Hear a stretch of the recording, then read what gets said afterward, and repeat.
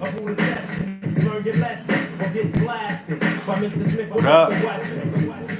know what I'm listening to right here? Smith and Wesson. Old school hip hop. Real gutter hip hop. Off the block hip hop. You can only find this in New York. This is hip hop that we created. 360 degrees back home.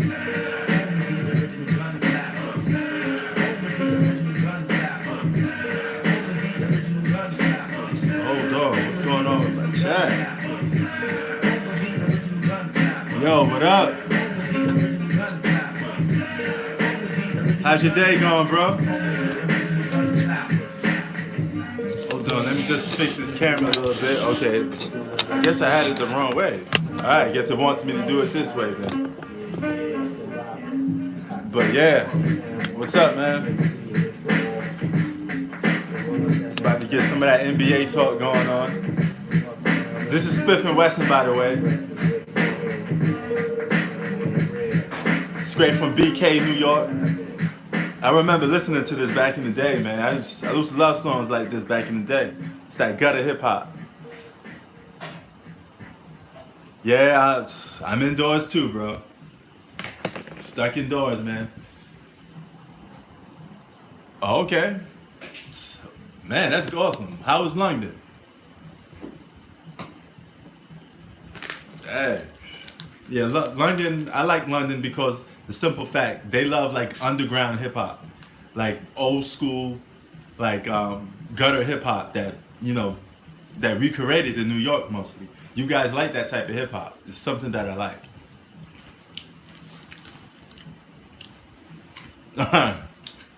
This goes time over here too. But what I want to talk about is oh yeah, that's a fact. Straight from the sewers, straight from the underground. I remember them too. I was listening to them when I was young back in the day, or younger back in the day. Well, they had some of those gutter hip hop beats. Loved it. But NBA's still on strike. But good news, at least they talking about trying to bring it back.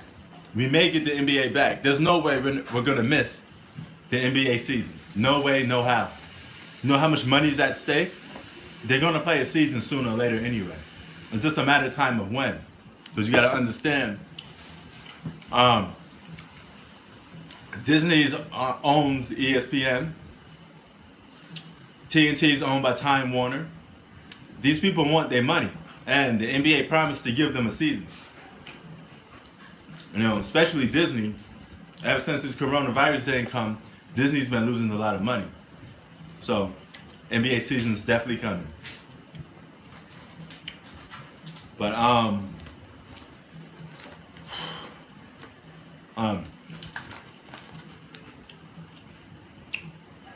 a lot of people, it's all about the cream.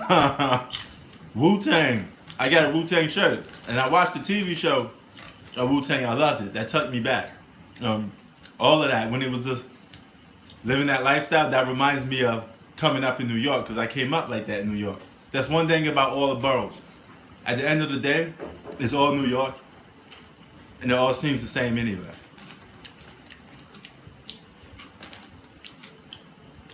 But you got a lot of people disrespecting previous generations of basketball. For what reason, I don't know. I don't know where this is coming from now. I think it's from, have you been watching that Jordan documentary? I think it's from that. You know, younger people will say, hey, we disrespecting them. And we would say, you disrespecting us. But at the time, I guess some younger audience, I don't know. I guess they probably can't take some people saying Jordan's the GOAT. But Jordan's been declared the GOAT of basketball before LeBron even stepped on the stage. And it's just too much it's just too much validated proof to why Jordan's better than LeBron. I mean, there's so much reasons you could mention why, and the reasons that you could mention why Jordan's better than LeBron, it kind of overshadows your claims for making LeBron being the GOAT. I mean, it just is what it is. Yeah, episode 4 is going to be amazing, and 5, because that's when Kobe come into the mix. And Kobe, when he first came into the league, he was off the bat compared to Michael Jordan because he was stealing Jordan's moves even as a young kid. And Jordan caught notice of that. That's why Jordan made it his personal mission to show Kobe Bryant, what's what in the All-Star game in '98. Yeah, but people, I don't know where people get this notion that everybody disrespecting. I do notice some people been disrespecting LeBron ever since this documentary came out. But to me, it has nothing to do with LeBron. I mean, this is a complete different era. Yeah, I think it's that. I think a lot of that is going on. But the level of disrespect that's going on has to stop at some point because you just got to be realistic with it. I try to be even as possible and just talk about players being equal to each other, or I break down the situations of the difference between the 90s and today. And it is apples and oranges because, I mean, if you watch 90s basketball, you compare it to today, it's apples and oranges different because the rules not only was different, but you had to be a certain way, It's just how it is.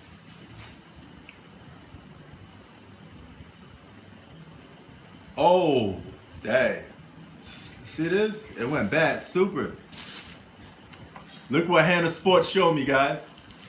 Broccoli that just gone bad. I was about to eat this too. Damn. Yeah, you can just throw that out there. So, yeah, damn. Broccoli gone waste. But here's the day. You had 90s basketball was generally more rough, more tough. It's just a state of mind how guys behaved and act. I mean, if you want to see a perfect difference of that, hip-hop is a perfect example. Look at 90s hip-hop, then look at today's hip-hop. You see today's hip-hop is a little more flashy. People talk about money. They talk about, living good times, which isn't bad. It's not bad. But if you listen to 90s hip-hop, it was more gutter. It was more about coming up from nothing and making your way to be something. I mean, that's how 90s was. The 90s was like a show me era. It was like, you got to be tough. Like, mentally, you had to be in a different state of mind. Because times was a little bit different. I mean, it wasn't as loose as it is now.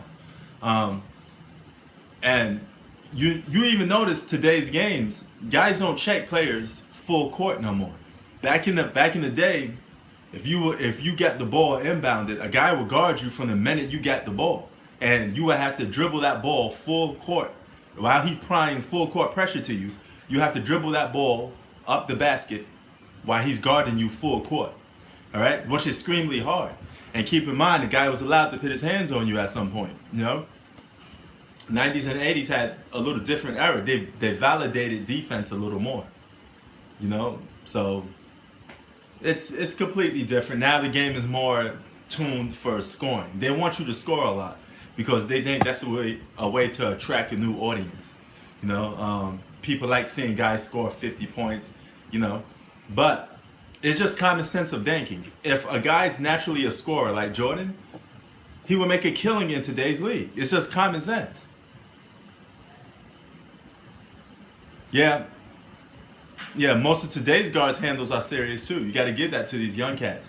But that's how the game is being played these days. So if you got a guy that loves to score like Michael Jordan, imagine what he would have been doing in today's league when you can't really touch him. Jordan would be at the foul line at least like 5 to 6 times more than he was even in the 90s, because you couldn't touch him. You could blow on Jordan and you get a foul call on him in today's league, And yes, those handles, the guards of the 90s was a little different. They were somewhat undersized. but they did have incredible abilities. Keep in mind, if you had, even if Isaiah Thomas was a guy like Isaiah Thomas, right? He had handles and dribble. Before Iverson and before all these other guys, it was Isaiah Thomas. So imagine Isaiah Thomas playing in today's league. In the 90s, he was undersized and he had to score on giants. He often had to play against guys 10 times bigger than him. If he played in today's league, were you allowed to back off your defender and let him shoot more? Isaiah Thomas would easily go from 19 to about 26 or 27 points a game, because the average NBA game is 130 to 120. That's an average score. Back in the 90s, the NBA game was like 95 to like 98, you know? Because guys spent half of the time hitting you, doing hard fouls. It was just a little more aggressive, and the referees letting them play that way. But the downfall to that was guys was getting hurt, and they were getting hurt a lot. And the NBA was losing star power. So to preserve your favorite star, he gets to play longer now. Now LeBron James could play like full 20 years because he doesn't have to worry about guys physically hitting him as much. So he could have a great time, you know, playing 20 years max. Now, average guy in the 90s, his career was only like 12 years, you know, 12, 13 years if you're lucky, you know, because guys was getting hurt fast. And once they got hurt, their careers was over. Larry Bird's career only lasted really 10 seasons, really. After those 10 years in the 80s and going into the 90s, he was done. His back gave out, you know, and his back gave out from all those wars that he'd been to, you know, against the guys that was physical, you know, the 76ers, Pistons, Knicks. It was more teams than the Pistons that was rough. It was a bunch of them, you know. This was a different time, you know. Now, I'm not going to go and say, oh, LeBron wouldn't survive in the 80s. LeBron would be a beast in the 90s and 80s. I made a video on that, on what LeBron's ranking would be from each era. So LeBron would be a top 5 in any era anyway. But, I mean, question is, will he have championships and something like that? That all depends on what his teammates around him is. If you pit LeBron on the Cleveland Cavaliers in the 90s, I don't think they would have won the championship, though, because that team was it was good, but I still didn't. I think they was missing a couple pieces to being a true championship team.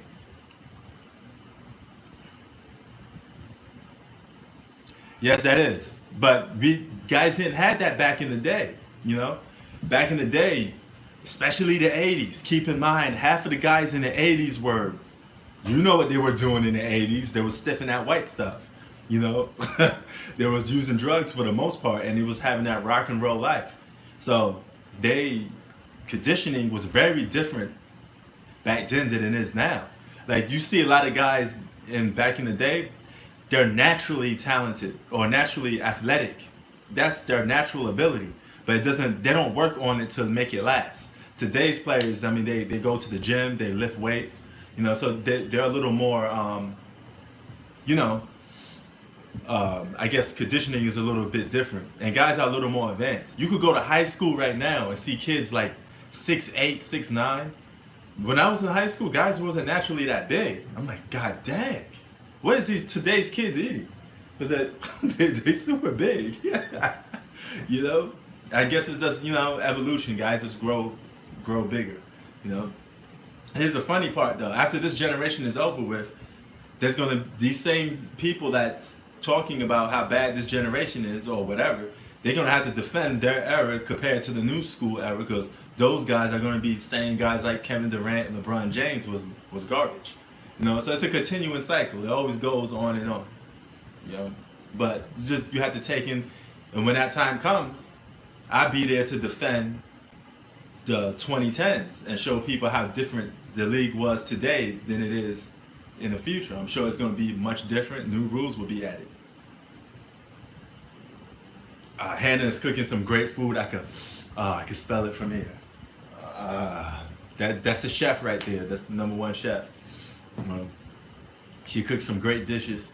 You know, so I spend a lot of time. That's one of the best things about being quarantined. I can eat, you know, her delicious cooking. Yeah, man. Just a little different time back then, man. But Dang, London. They was thinking about expanding the NBA and going overseas. London would be a perfect spot to give an NBA team to. Perfect spot. Yeah, I know, right? You get like 6 3-point guards now.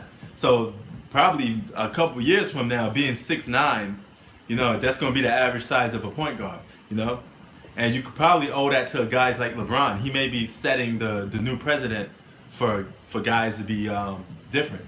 Point guard won't be a spoil situation no more. Yeah, but London could have a good basketball team. It'd be good for the NBA to expand. They got teams in Canada. I mean, technically it's another country, but so the NBA will be willing to go further and beyond. And I think connecting the whole world to NBA basketball would be even a much better thing than just limited, to it. Because NBA is a global sport now. The Philippines is big on the NBA. I mean, imagine if the Philippines had an NBA team. That'd get them more involved, and they'll root for that team. It's just a question of how you're going to travel from LA to the Philippines constantly when you're doing a regular season.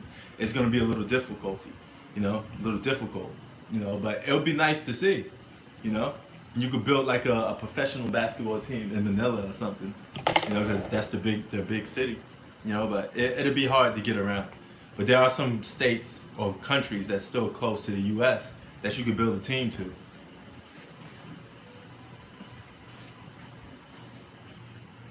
Oh, okay. Oh, yeah. I would suppose rugby is definitely popular there.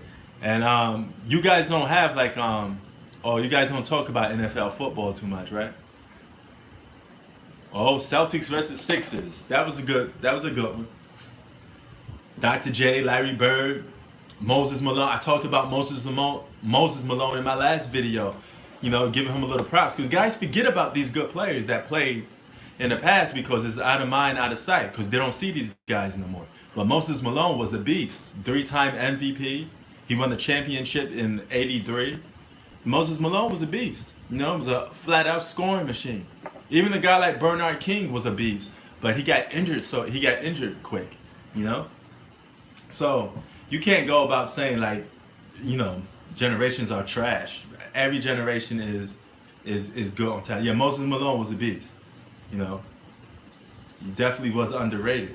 But you can't tell a lot of people that because they don't look at these. They look at these guys and be like, oh, he's not flashy. He's not dribbling between the legs constantly, or he's not shooting threes and stuff like that. He must not be that good. No, if your favorite player from today was to be zapped into the '90s, his game would be different too. He would have to adapt to what that era is telling you to adapt to.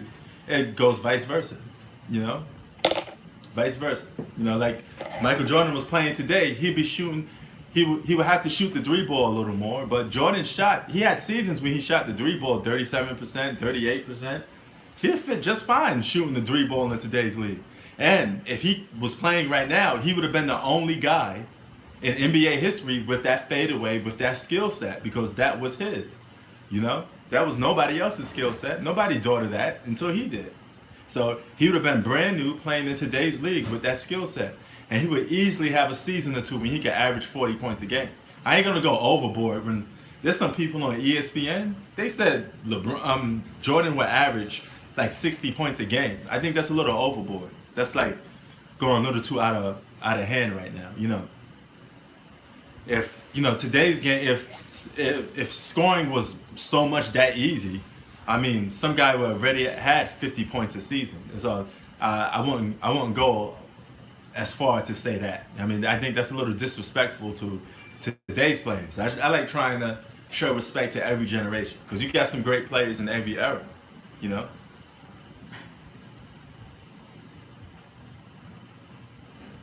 Oh, really? I didn't know that.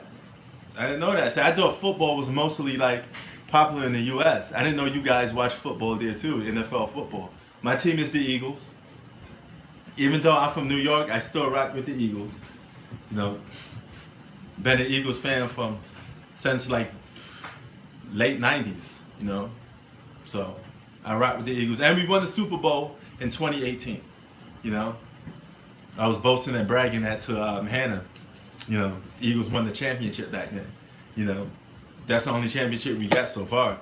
But we got others back in the day. But in modern times, that's the only championship we got because New England, Tom Brady, man, he takes just about every championship for the most part. You know, so it was good to see even a new champion crown this year. 'Cause you get tired of seeing Tom Brady win sometimes.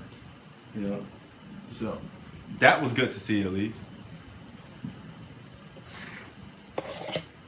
But funny that you mentioned Das Effect. My favorite hip hop artist of all time is Nas.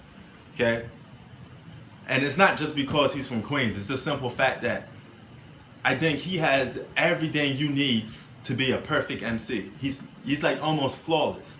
You know, he has songs where he rapped backwards. He was like rapping backwards, talking backwards in the song.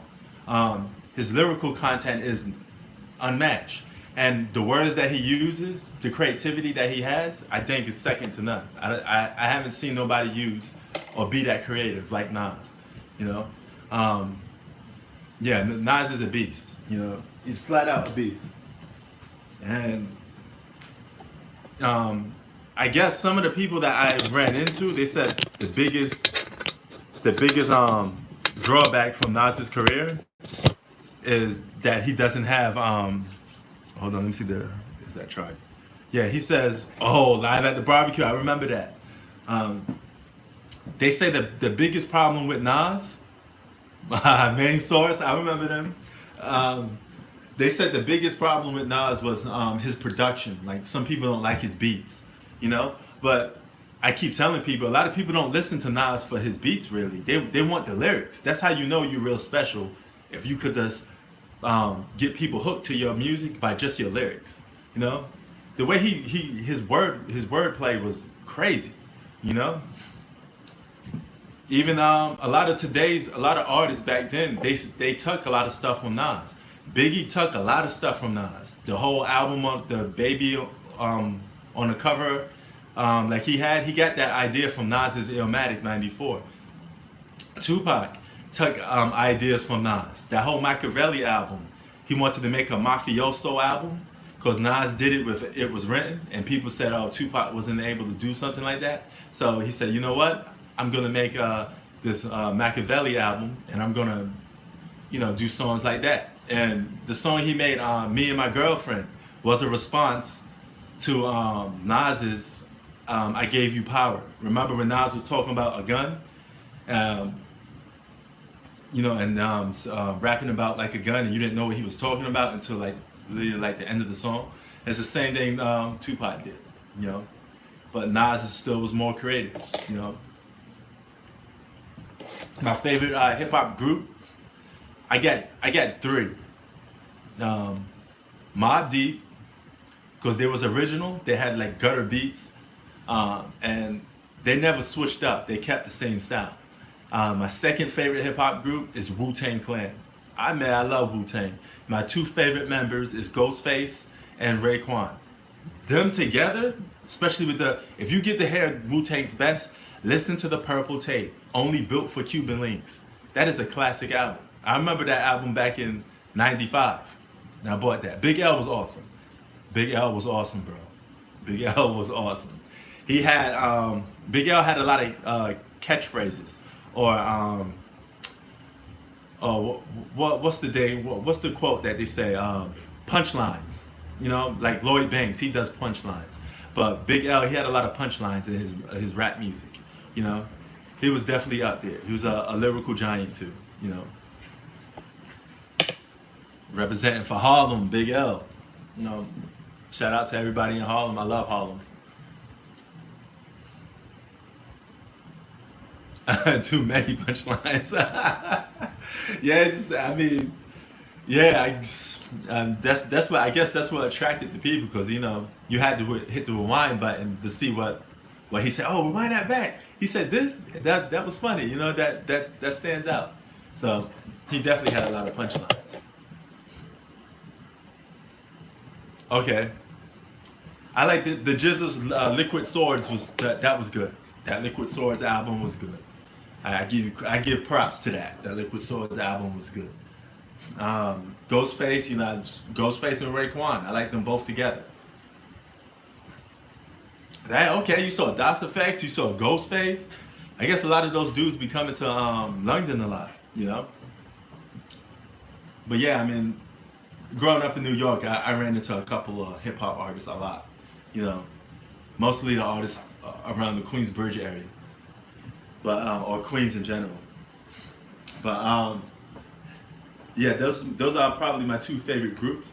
My third favorite group is probably I liked it from the early 2000s. Probably like the Lox, Jadakiss, Styles P. I like them guys. I like Outkast as well. When they was in their prime. I mean, they put Southern hip hop on the map. Because a lot of people wasn't checking for people down south until you start listening to Outkast. Andre 3000, he was awesome. Great lyricist as well. But yeah, I do like the fact that everybody's stuck on 90s basketball now. I mean, if you go on YouTube, you see a lot of people uploading old school basketball highlights now. It's like everybody's getting a history lesson in basketball. Oh, I like that. I did a video on Len Bias too, the guy that got drafted in 1986, and he didn't. That was a good group. I like them too. Definitely like them too. Man, like I said, Len Bias would have been LeBron before LeBron. And for some reason, a lot of people were saying that guy was better than Jordan. People was keep saying that. I mean, we will never know now, but he got drafted by the Celtics, so he probably would have stood in Jordan's way to winning some championships. You don't know. I mean, only time would have told, man. Only time would have told how good that guy would have been. First time ever he decides to go use drugs, and that becomes the ending, the downfall of his life. He uses drugs one time and his heart stops. Crazy. Oh, what's up, Blue Bolt? Blue Bolt. What's up, man?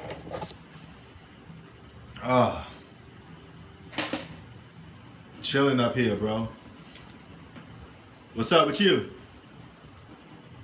But yeah, man, you just came in. I was talking about Len Bias. Yes, Len Bias would have been a beast.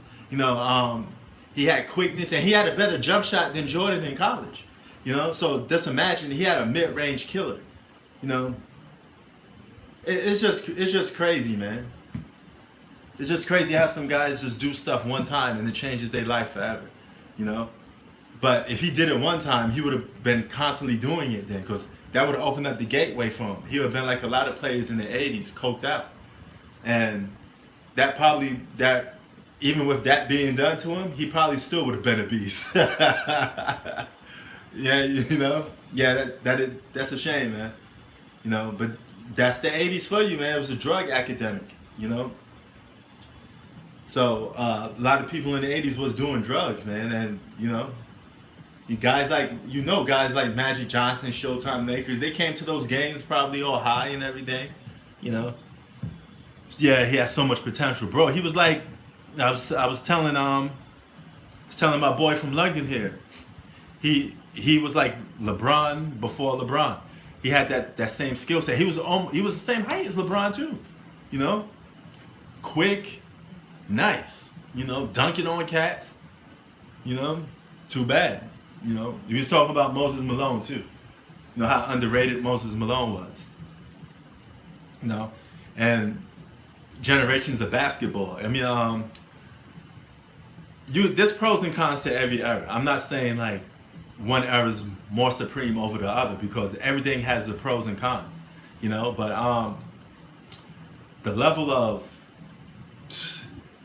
disrespect, man, I don't understand.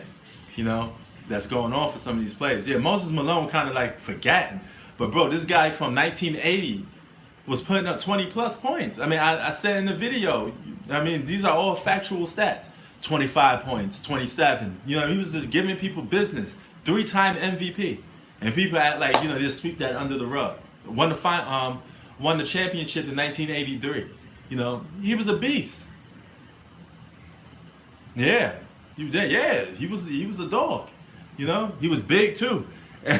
You know how crazy the 80s was? They allowed guys that have the little rope chain to go to play ball with the rope chain on. You know, you can't even do that in today's NBA.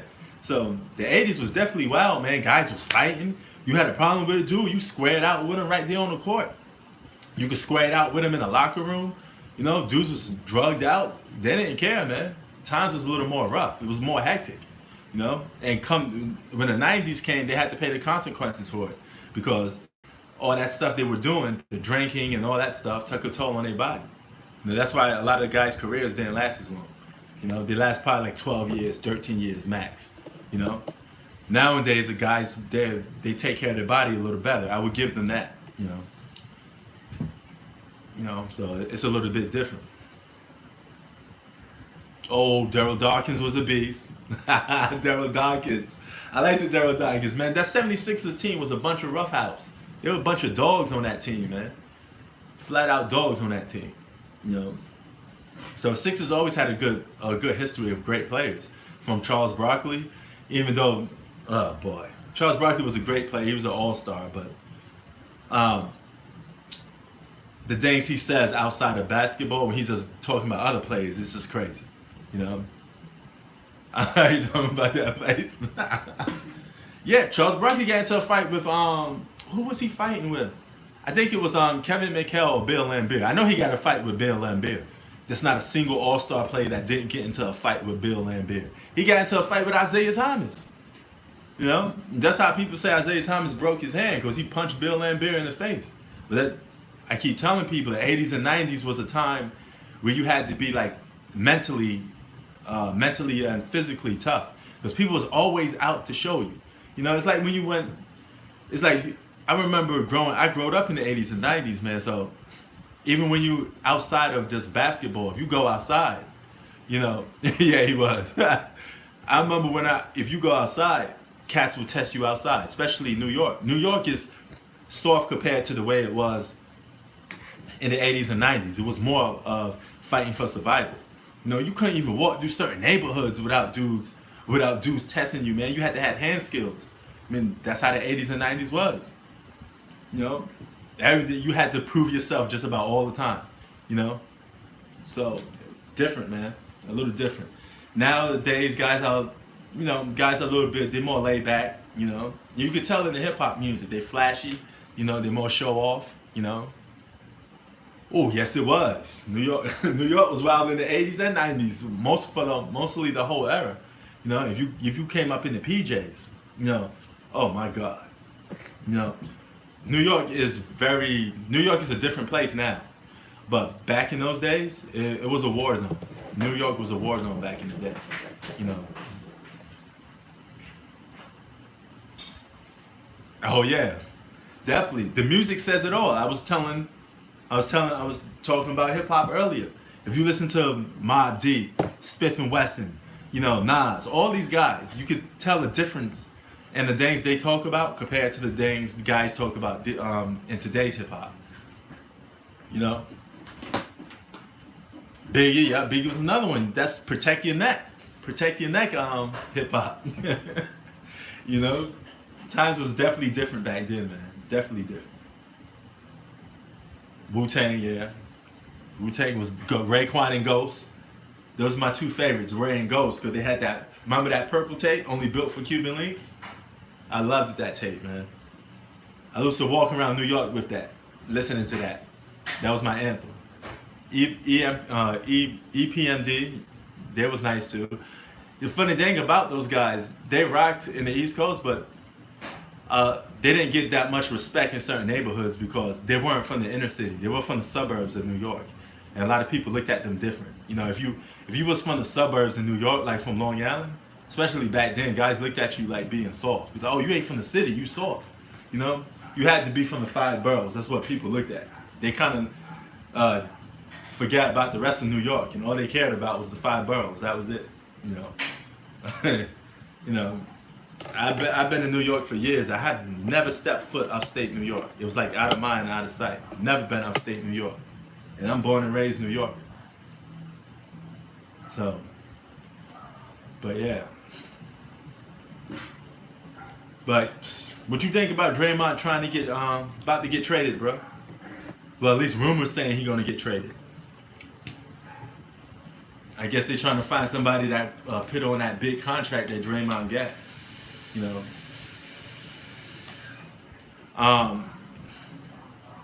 And Chris Paul. I did a video today about Chris Paul. So, because I think he's gonna get traded in the off season for sure. You know.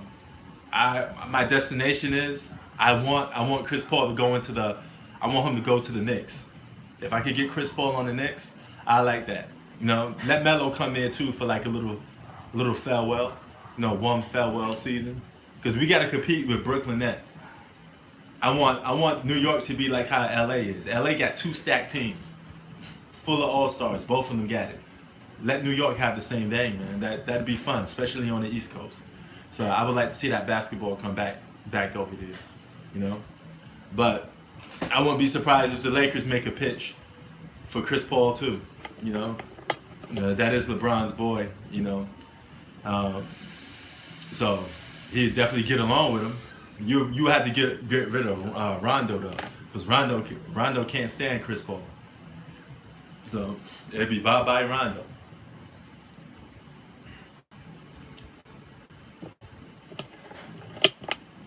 So yeah.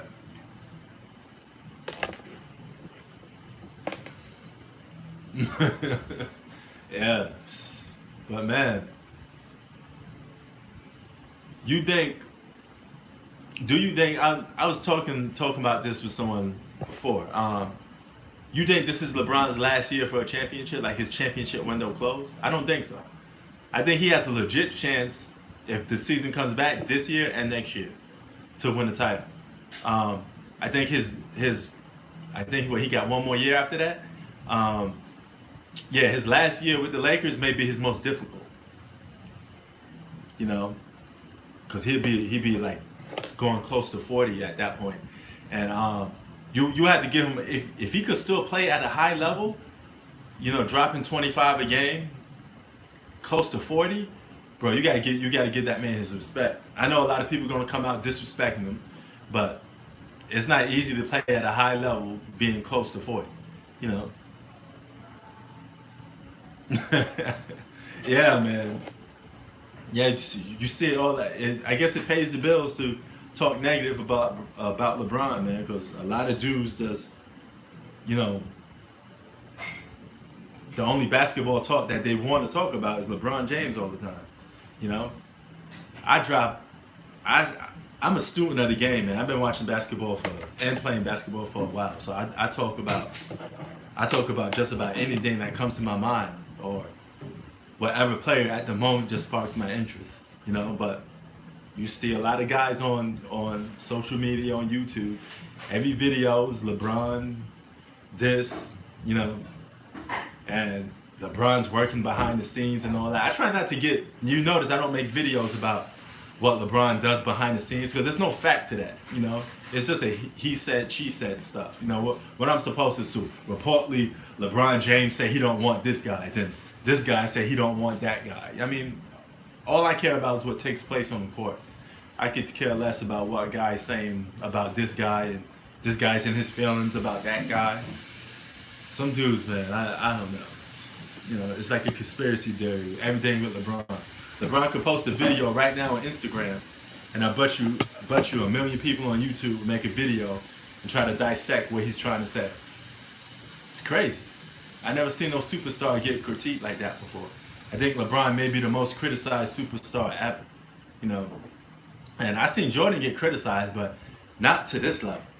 You know, definitely not to this level. Not to a point where everything Jordan does is being overly criticized. You know.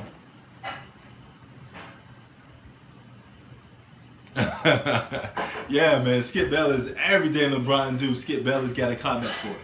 You know, LeBron can say, "Oh, the Last Dance was a good episode. I enjoyed." Oh no, but what he really meant was he wished he had an episode like that. A documentary was supposed to be for him. You know, that's LeBron showing his jealousy towards Michael Jordan. Man, the guy's a fan of basketball just like everybody else.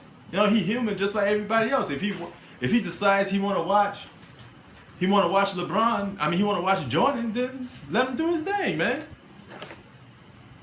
You know, what the fuck, man? You know, Shannon be on it. He's funny, man. I like Shannon Sharp. You know, but it's his job. That show is set up because it's his job to disagree with everything Skip says, and vice versa for Skip. So that's their, you know, it's like good cop, bad cop. That's their routine. So, you know, Shannon will get on there and be like, Skip. No, you know you're wrong now, Skip. You know, I got you now, Skip. Look, listen to this, Jimmy. He said, LeBron didn't do that, but Jordan did the exact same thing. You know, Skip Bayless talks over that guy so much. Half of the time, all he's saying is Skip. Come on, Skip. You know that's wrong. Skip. You know that's wrong now. These guys on these channels, man. It's so you can tell it's like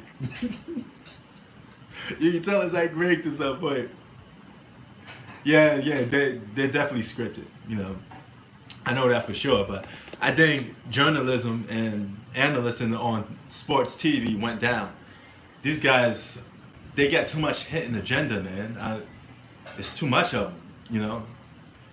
There are some guys that you get a sense, you be like, okay, I could tolerate him, you know. For instance, I could tolerate Jalen Rose for some reason because he just talks about whatever, you know. He doesn't let LeBron hog up every single topic, you know.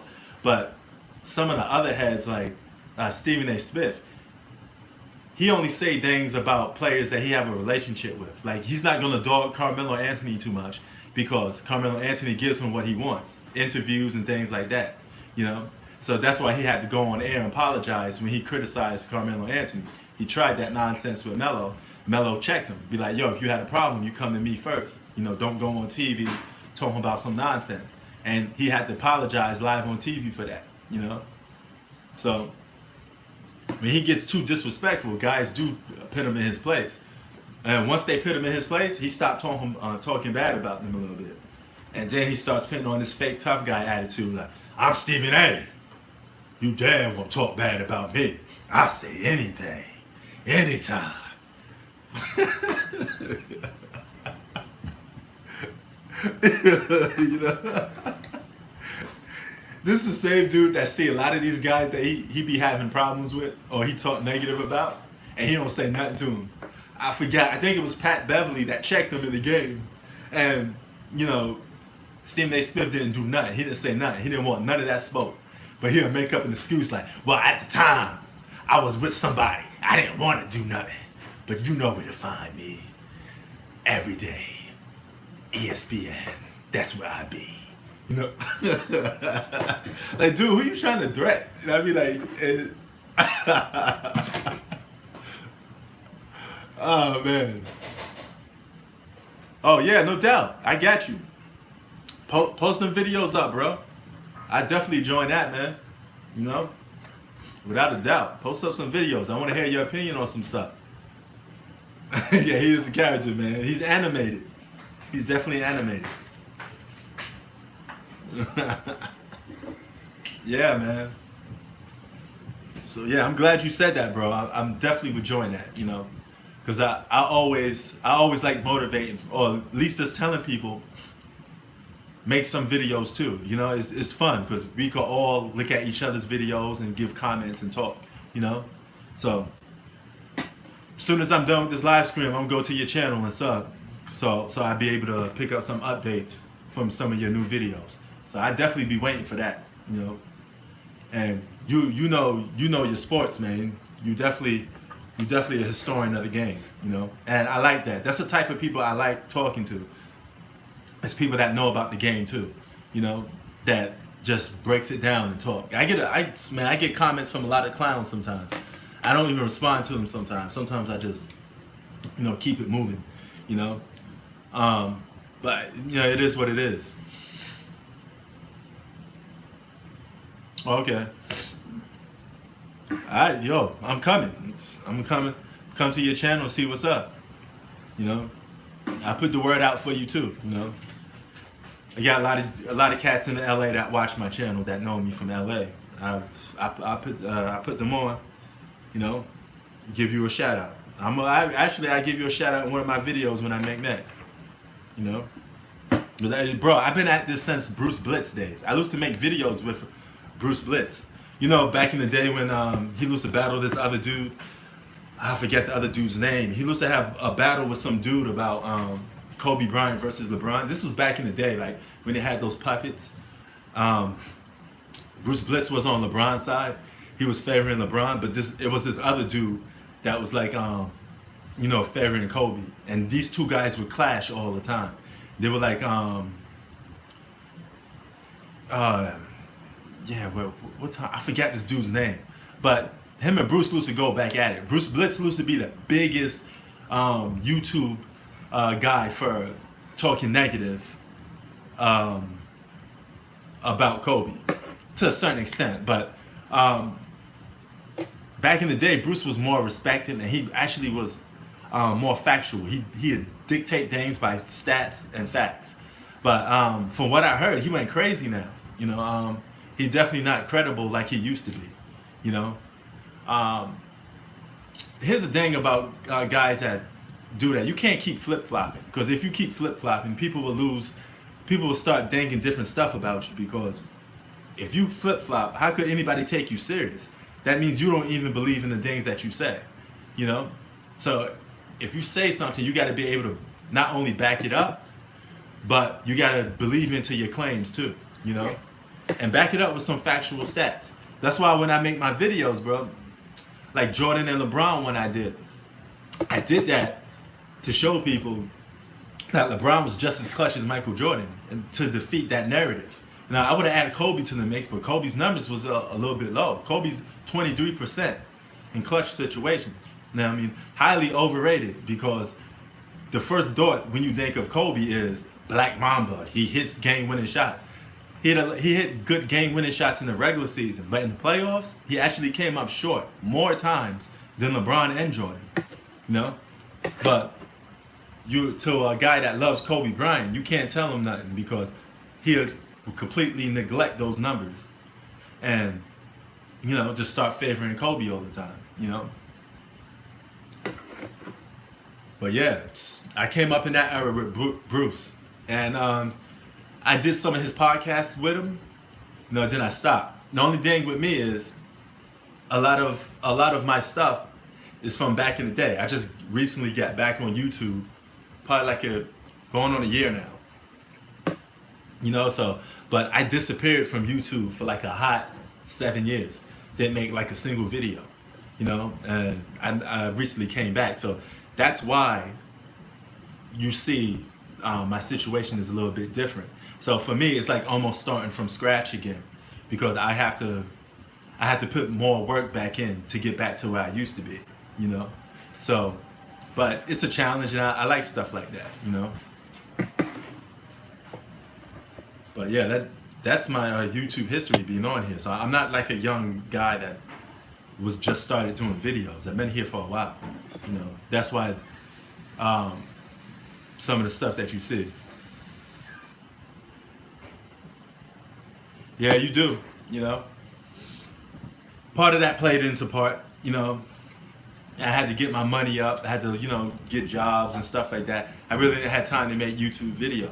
So I decided, instead of doing that, I got to take care of myself first. If you can't take care of yourself, how could you take care of other people, So it's always got to start with yourself. You got to make sure you know what you're doing first. Then when you're in a good position, you can start, doing other stuff for other people, or help people around you. So, yeah. But yeah, I find myself now in a new generation. So I'm dealing with a lot of new newbies to YouTube, you know, and people, young cats these days, they do YouTube a little differently, man. I mean, everything for these youngsters is, you know, a lot of the stuff they do is LeBron driven, you know. Even the haters, these guys claim like LeBron is not this and that, but they spend 90% of their time talking about a guy that they claim they hate. You know, I don't get that, you know. But it's a different time, man. You just gotta adapt to times and do something different, you know. Like, way different, man. Like, if you see some of my videos about like 8-10 years ago, it was a different, you know, different fan base, different everything. So, you know, like, I hate to bring his name up, you know, but the brother TV, all right? I think you know who I'm talking about, the one with the T. He's another one that do that, you know. He stay ghost clout chasing LeBron James. Everything that guy do, he on point with talking about him, you know. But and he leaves so much holes in his arguments. He got some dang now that he debates like young LeBron fans, like 16, 17-year-old kids, and you could tell it's like like him being an older guy picking on young kids. They're like 16, 17 that don't know better. They don't know history of basketball. They don't know how to break things down, you know, properly right, you know. And he's yelling and screaming over these kids, you know. It's crazy, man. I mean, like, but he shies away from debating people that bring more facts to the table because he escapes arguments by talking stuff that has nothing to do with basketball sometimes, you know. He would go to, if you present to him numbers and facts, he a snitch. He fired all his coaches. How many coaches he fired? That at the end of the day, that's not relevant towards what took place on the basketball court, you know? I mean, you know how many superstars got their coaches fired? Magic Johnson got his coach fired, you know? Plenty of superstars got their coach fired, you know? It happens. It's part of the game, man, you know? All I care is what they did on the court, you know? If we're comparing a player to a player, don't talk to me about, you know, you know, what type of personality he is and, you know, if he told on this guy and he didn't take care of this guy. Like, come on, man.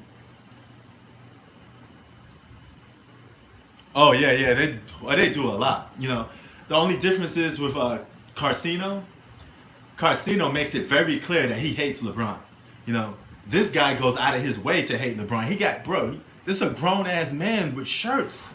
He got shirts that says, you know, LeBron this, LeBron that. He personally make these shirts himself. You know how crazy that is? You know? What are you doing with your time, bro? He make cups. He got cups that says LeBron lose chips all the time. Coffee mugs. Are you serious? You know, this guy make like videos, the last flop and all this. I'm like, what the hell is wrong with this dude and LeBron, man? I swear, LeBron must have did something to that brother. I'm telling you, man. He must have met LeBron personally. Be like, yo, I'm a fan, LeBron. What's up? What's up? LeBron just brushed him off or something. Be like, get out of here, kid. He said, okay, I got you. I'm gonna talk bad about LeBron all the time. You know, that's crazy, man. And he claims Isaiah Thomas is the greatest basketball player of all time, but he spent more time talking about LeBron James.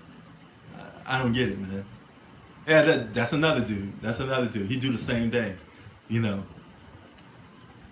He asked me before, what did Turoy ask me before? He asked me, what would Dennis Rodman do against LeBron James? Okay, you said LeBron James is both, him and Ticket, both think LeBron James is a top 5 all-time great player. If you think that and you believe that, why are you answering silly questions like what would Dennis Rodman do? So if you believe Dennis Rodman is so much better than LeBron, why is LeBron in your top 5 and not Dennis Rodman? Don't make any sense. You know, Dennis Rodman is a good defensive player, but he ain't gonna stop LeBron from getting numbers. You know, Kawhi Leonard didn't even stop LeBron from getting numbers. On the stat sheet still was 27 a game. You know? You know, what is he going to do to stop LeBron from scoring? I mean, his best hope would be just to try to get into his head. But that can only last so long, you know? You know, it's not like that's going to stop LeBron from getting numbers. And I mean, he going to get his numbers regardless. I mean, that's what great players do. You know, you can only just try to contain them and try to keep their numbers down so it won't be so effective, so they won't explode on you for like 50 or 60 points. You know? That's about it, you know? But they changed the narrative so many times. So many times. I don't know what's wrong with dudes like that, man. Extreme haters. You know. And they spend a lot of time making up stats, you know. And it's always making up a stat to favor Kobe. You know, Kobe didn't came in the league playing with all-stars. Bro, he came in the league on the Lakers. Shaq was a superstar. Shaq was considered the best player in the basketball, at least a top 5, when Kobe got there. You know? And not only that, Nick Van Exel was an all-star in 1998 with Kobe in that game. So was Eddie Jones. Eddie Jones was an all-star in 1997 and 1998. You know? And he telling, and they try to tell people that, oh, LeBron was playing with all-stars his whole life. Drew Agauskas.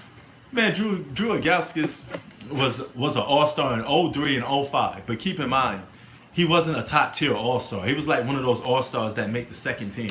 You know? Come on, man. You serious? Compared to playing with Shaq? Ain't Shaq considered an all-time great? Not no damn Drew Agauskas. People like, they bugged out, man. Dudes like that really bugged out. You know? You know, Kobe could average a triple-double if he wanted to. Okay, but he didn't, you know? A lot of what ifs, you know? What if Kobe was starting instead of such and such? You know? What if Kobe didn't get drafted 13? But he did get drafted 13 overall. So that means there was 12 guys before Kobe that GMs in the league and other teams believed that was better. That's a fact, you know? LeBron was better than Kobe, if you want to be realistic, since high school. You compare both of their high school careers, LeBron was more of a breakout star in high school than Kobe was. LeBron was like something the league never seen before. I mean, they was talking so much about LeBron when he was 18 years old. Bro, I had to watch his ESPN games. Them televising his high school games on television because I had to see what all the talk was about, you know? And I saw him play for the first time when he was in high school. The first thing that came to my mind was Magic Johnson because the passing. I thought he had tremendous court vision, you know? You know? Oh, what's up, Zach? You know? Zach wearing them James Harden. I know you love them James Harden, bro. You know.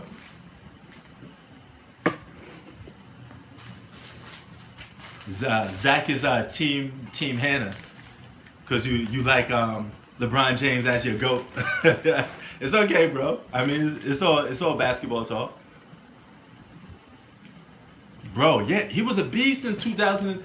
I never seen a player like that from high school, cause he was physically in NBA shape already, you know, and his first game proved that, you know, because guys like Kobe and Mike, they had to get into shape, so to speak, you know. But Jordan was a better rookie than Kobe Bryant was. Jordan came out the gate averaging 20 plus points a game, you know. Yes, the court vision was crazy, and I liked it. They had Dick Vitale hosting the game. And you know how he says baby all the time. He's like, you know, I liked it that. That was a good game, man. Thank you, Zach. Thank you. All right. You know, okay. When I do GOAT talk, Zach, I do it by what each player did in their era because I can't rate another guy. And say he's better than another guy if I haven't seen him play. So all I could do is what Jordan did in his era compared to what this guy did in his era. You know, what circumstances he had to face, what the circumstances the other guy had to face. And and when you come down to you start breaking down these guys' career, you come down to a logic or a good reason to why you think this guy is better.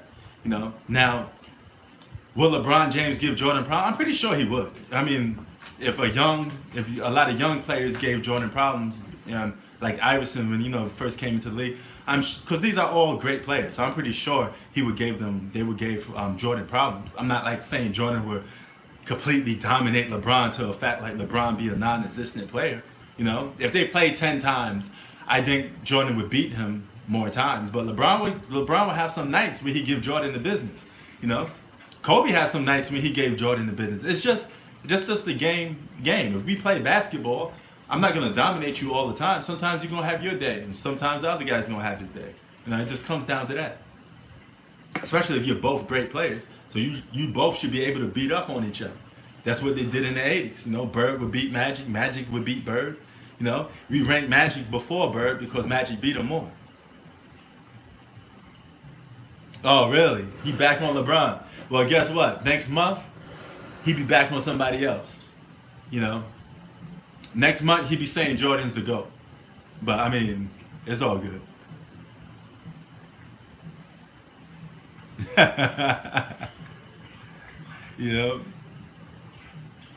So, but yo, Zach, my man Blue Bolt is starting to do some sport videos. Check him out. This brother know his sports. So, if you get free time, you want some more sport talk, check his videos out too, bro. Because I'm trying to put us all together as one big family that talk about sports. Even if we disagree and we don't see eye to eye all the time, it's just sport talk, man. We ain't talking bad about nobody's family, nothing like that. We just talking about sports, Zach, you could come on here and tell me you think LeBron's the GOAT. I'm not gonna block you for that. I'm not gonna call you an idiot, like some other people be doing. I mean, you entitled to your own opinion, dog. You your own man, So this is all just sport talk, people coming together, So, but if you get some time, check out that brother's stuff, man. I'm recommending him to you because he knows what he's talking about. He knows sports, and he's not biased towards old school or new school. We do it equally, all right. There's no hidden agenda, so to speak.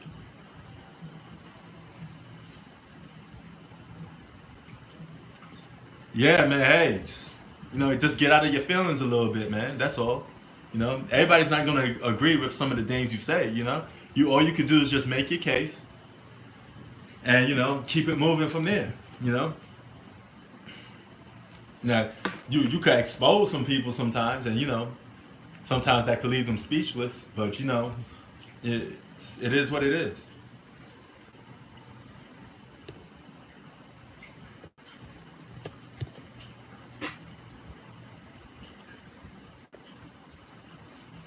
Yeah, man.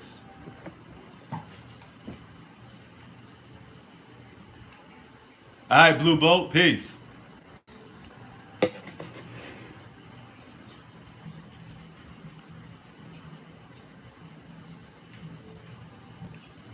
Wait, say that again. Let me see this message. I don't know what's wrong with these messages sometimes. They just be like disappearing. Oh yeah, I loving them, bro. Those some burgundy joints. I like them. Kyrie a dog. I like Kyrie Irving. And they're good on the feet because you see my basketball videos, right, Zach? When I'm taking jump shots, you see I play more like a guard, so I need a guard shoes. LeBron shoes are a little too heavy, man. They be hurting your feet because they built for guys that's big. I mean, I ain't that damn big like that, Babe, food done? Yeah, thanks, Ben. Oh, okay. Yo, Zach. Hannah's a beast in the kitchen, bro. She could cook some food, man. But she'll be back with some videos too. She'll be back with some videos. She repping new school and stuff like that too. She got respect for old school too. We just tell it like it is, man. But I'm telling you, yo, a month from now, your boy D NBA will say Jordan's the GOAT again. I mean, at some point it's just come comical because he has no morals or no values to stick to. You know, he just keep getting into his feelings and he keep flip flopping. If somebody keep flip flopping, how could you trust what they say? You know, so even if you find it entertaining or whatever, I can't take that stuff serious. That's why I don't comment much on his videos no more, because it's at to what point? You know, if I say something, he's gonna agree with me and reverse it a month from now. You know, so it don't make no sense. You never see me flip flop, never.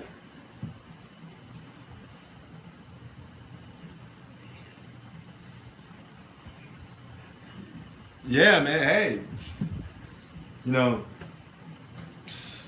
what? Watch he flip flop. He gonna. I mean, that's what he do. You know, and he's a cool dude, but dog, he's just not a basketball head like that. He don't really know about basketball.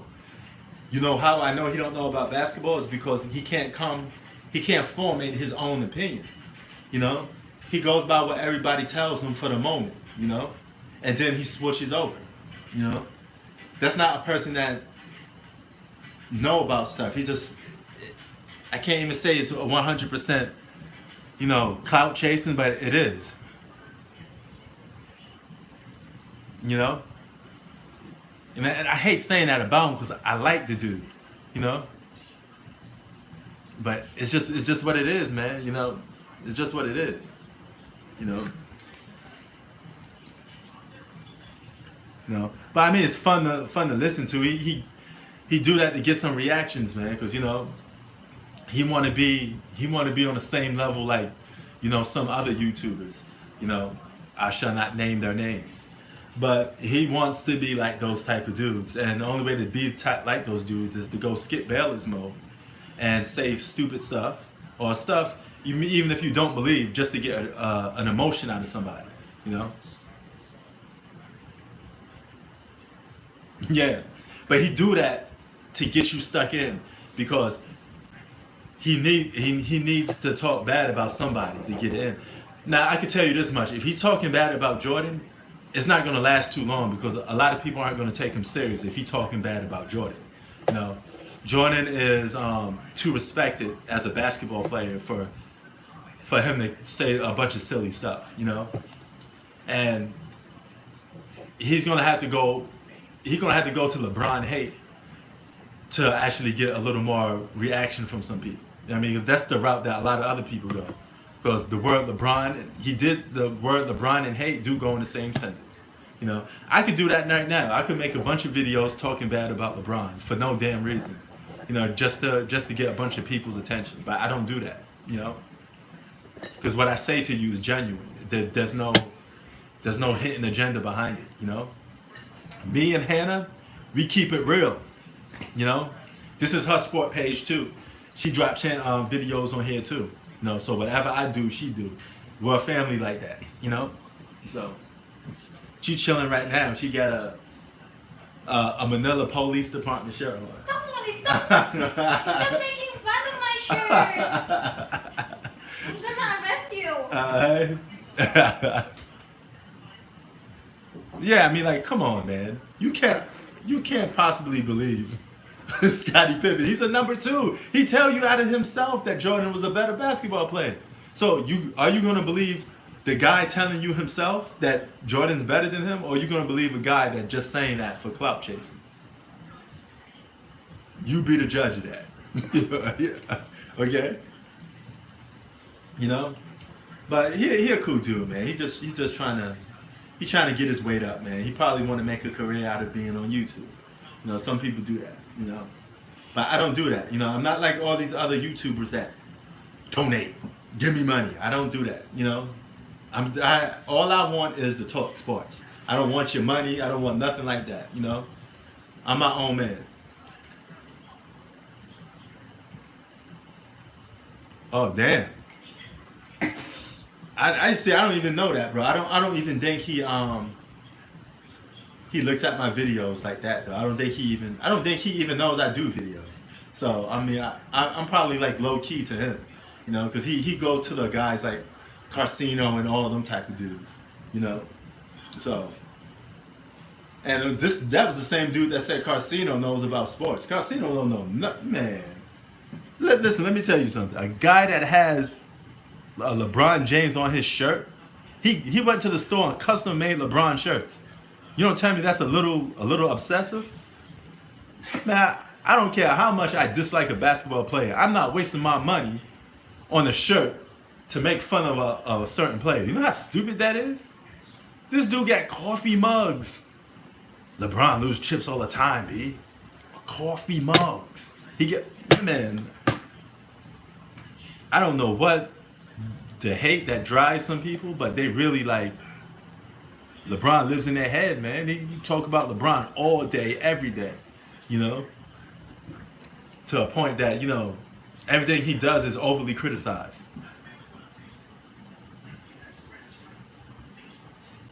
Yeah, that's crazy, man. You waste your hard-earned money to buy a LeBron sweatshirt to only rip it because he said Jordan was better than him, or he gave Jordan props. I think it was something like that, you know. I remember that, you know. But man, that's bugged out.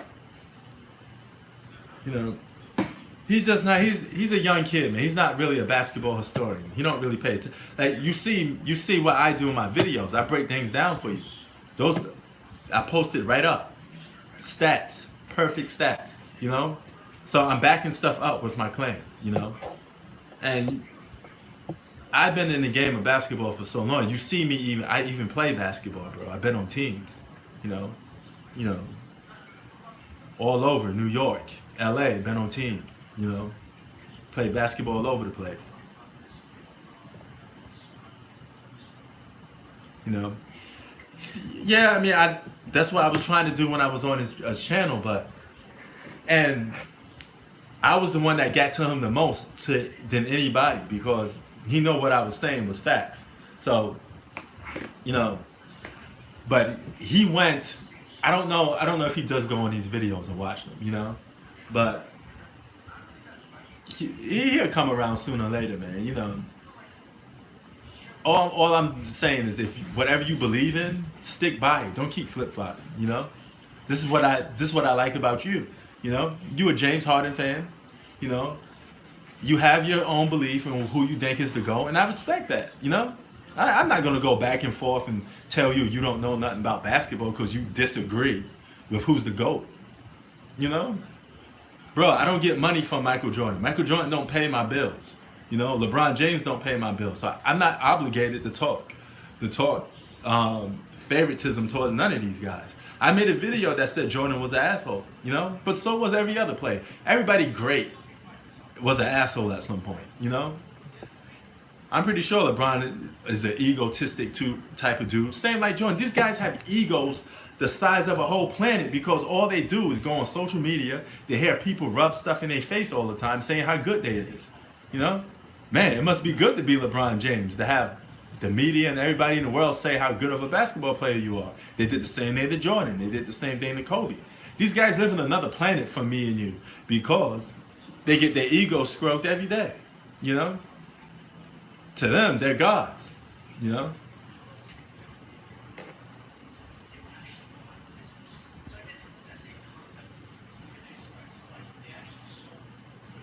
Hey, there's nothing wrong with that, you know? Harden's a great player, but he still has to go by the rules of what the NBA stands by.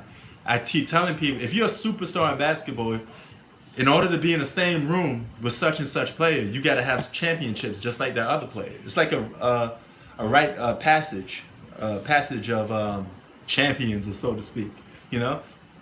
If you don't believe that, take a great player like Allen Iverson, Dominique Wilkins, Patrick Ewing. You notice they get treated differently from Michael Jordan, Larry Bird, Magic Johnson, Kobe. You know why? What separates those two? Even though both of those players, both of those groups have MVPs, scoring titles, one of those groups has its championships. That's it. You know? That's just how greatness is ranked, you know? Especially in basketball. If you're a superstar player, you're considered a top 5 player, you're considered elite, you gotta have a championship on your resume. It's like getting a job. You gotta have a certain bachelor's degree, right? Or a certain degree to get a certain job. You can't be a doctor without having the credentials, right? You got to go to some form of schooling. Yeah, you know. Problem with Jay Kidd though, he got that championship when he wasn't the number one. Okay, you saw in several of my videos, as a superstar, you got to be the number one. If you rank chase, you get a championship when you're 40 years old. A lot of people forget about it. They don't even pay attention to it no more because, you got it too late. But if you're the man, you're a top 5 player in the league, you putting up historic numbers like James Harden. The only thing you're missing on your resume is a championship. I never said James Harden was a great basketball player. He's a great player. He's going to be one of the greatest shooting guards of all time. But in order for him to be in the same discussion, I mean, it's not just me. People don't put him in the same discussion as Kobe or Jordan. It's because of the championships. It's not because of the stats and numbers or MVPs. He don't get a championship yet. That's all. That's a simple fact. That's it. If he gets that, then you could argue him in the same discussion. Most people won't even take people serious if you talk about a guy that got chips and the other guy don't, and they both superstars. They don't even pay you no attention. So it is what it is. It's just the rules of basketball. Nobody escapes them. Everybody got to go by it.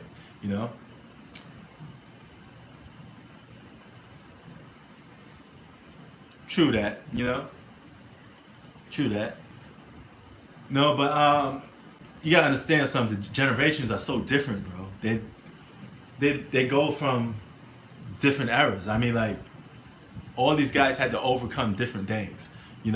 I was talking to some people earlier on in this chat, and I was telling that back in the day, you know how today's basketball players, you could check the ball and just drive it up the court. Guys would give you your distance. You could shoot a 3 from half court. Back in the 80s and 90s, they were checking you the minute you got the ball.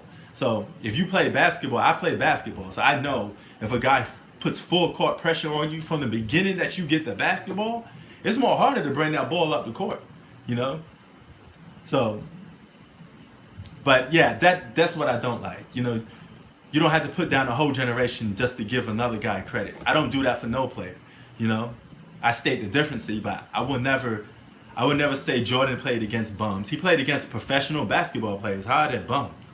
LeBron didn't play against bums neither. He played against professional basketball players. You got all these guys on YouTube saying, "Oh, the East is weak. These guys are bums." But those same bums will drop 40 on you because they're professional basketball players. Think about it. They did something right. They made it to the NBA. If you make it to the NBA, you're not a bum.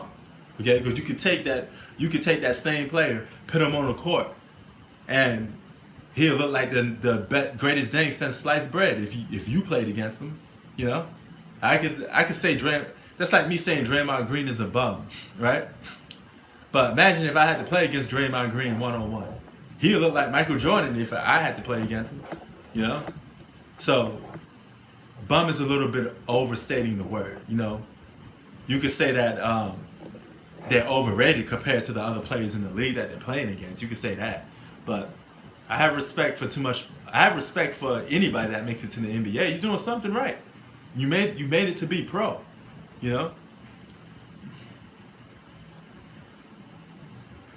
Probably. D Rose was a beast, man. He was athletically on another world. He was fast, jumped out the gym, and he played so reckless though. That's how he got hurt, because he would put his whole body into bigger defenders. And once he comes down, he would twist his ankle or something. So he got himself hurt because of the reckless style of basketball. I remember a lot of people used to say, man, Derrick Rose, he ain't going to last too long because he plays too reckless, And he bumps right into you to a point that even if you try to come down, you trying to give the defender space to come down, whether our offensive player space to come down, he gives you no space. So he's automatically going to make contact with you and get hurt. So he was a wild boy, he played reckless, but he would have definitely been a great point guard, Depending on what team he was, he probably would have had the chip. If he stayed on the Bulls, I don't think he had a championship. He had to go somewhere else. But, it happens like that,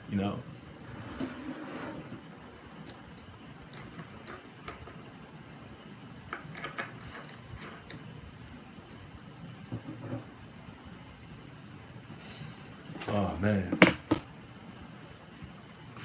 about to dig into this plate of food too. Yeah, oh hell yeah, I'm boiling those. I boiled in the LeBrons too, but it was too heavy. They hurt the feet. But the Kyrie's fit my feet just well because I play guard position mostly. I like taking my defender off the dribble and things like that, and they're more easy to do with the Kyries than LeBrons. You know, so yeah, you know what I'm saying? I do it with those. Yeah. We're quarantined here in Los Angeles, man. Hannah done cooking, you know. I got the fan on me because every time we cook in this house, it gets hot. You know, you gotta put the fan on you, you know. But yeah, I got her some of my videos. She's taking a couple jump shots. Her jump shot used to be more wet, like back in I want to say 2017. Was it 2017? You used to go to Lafayette Park? Yeah. Yeah. 2017, bro. Her jump shot used to be wet. We used to be up in the park. She used to be taking some jump shots, you know. You're doing that almost every day, though. Yeah. Like, Yeah. She got good at the three ball. Now she has to restart everything all over again, because well, you know, you gotta hit back scratch. But you know, Hannah could ball too, bro. You know, she got a you guys into like movies and stuff. She got movie channels, you know. Post up videos on there. She do like trailer reactions and stuff like that, you know. Movies is she's slowly becoming a movie buff, you know, slowly, you know. But sooner or later she'd be like a full movie buff. Oh hell yeah, those definitely nice. Those definitely nice. I take them. I take those too. You know. The thing with sneakers though, man, they cost a lot. You know. I am old school in that way. I sometimes I just don't want to cough up the money for them. I just started now coming to terms with the idea of buying like $100 sneakers. You know, because I've been had name brand sneakers. You know, Jordans and Kyries and all that stuff, but I usually wouldn't be buying them myself. They'd be like gifts, you know. But now I'm coming into terms with coughing up money for them. Because I mean, you know what you're gonna do, man. You got no choice, you know. So.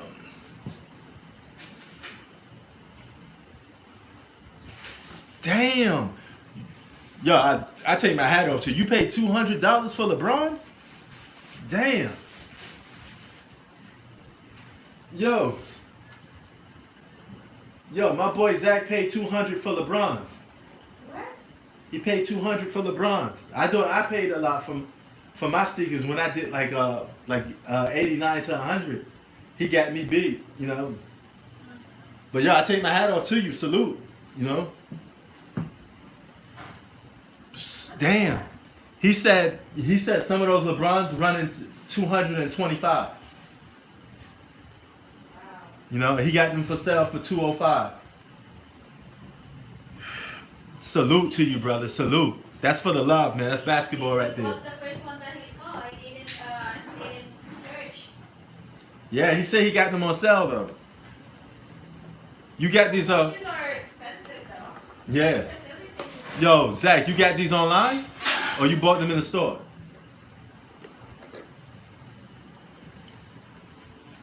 He about to tell me if I'm gonna get an answer from him to see if he bought them online or in the store.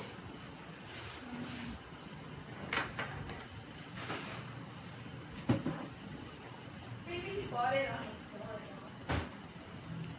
Oh yeah, he said he got them online. Oh, online? Yeah.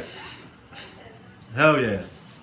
You know, that online is the best way to get them though, because you go into a store and they may not even have your kicks. Everybody buys stuff online these days anyway. So Yeah, in the store it's more expensive. no.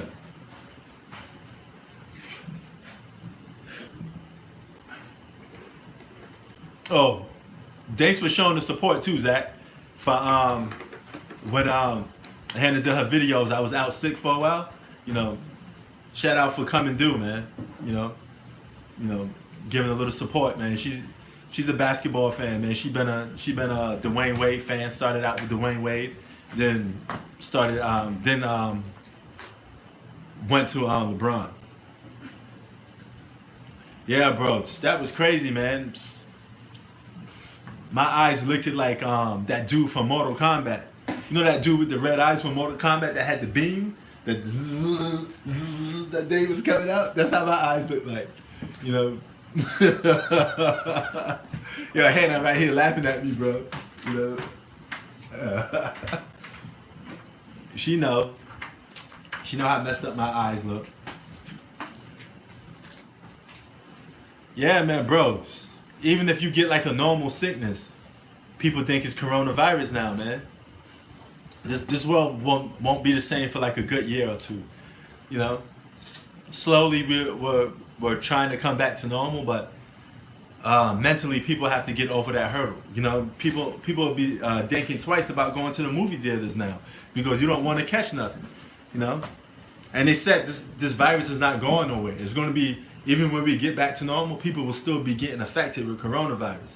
So I'm gonna still walk around with the mask, even if it ties down a little bit, you know. And I'm still be using the hand sanitizer, all that stuff, you know.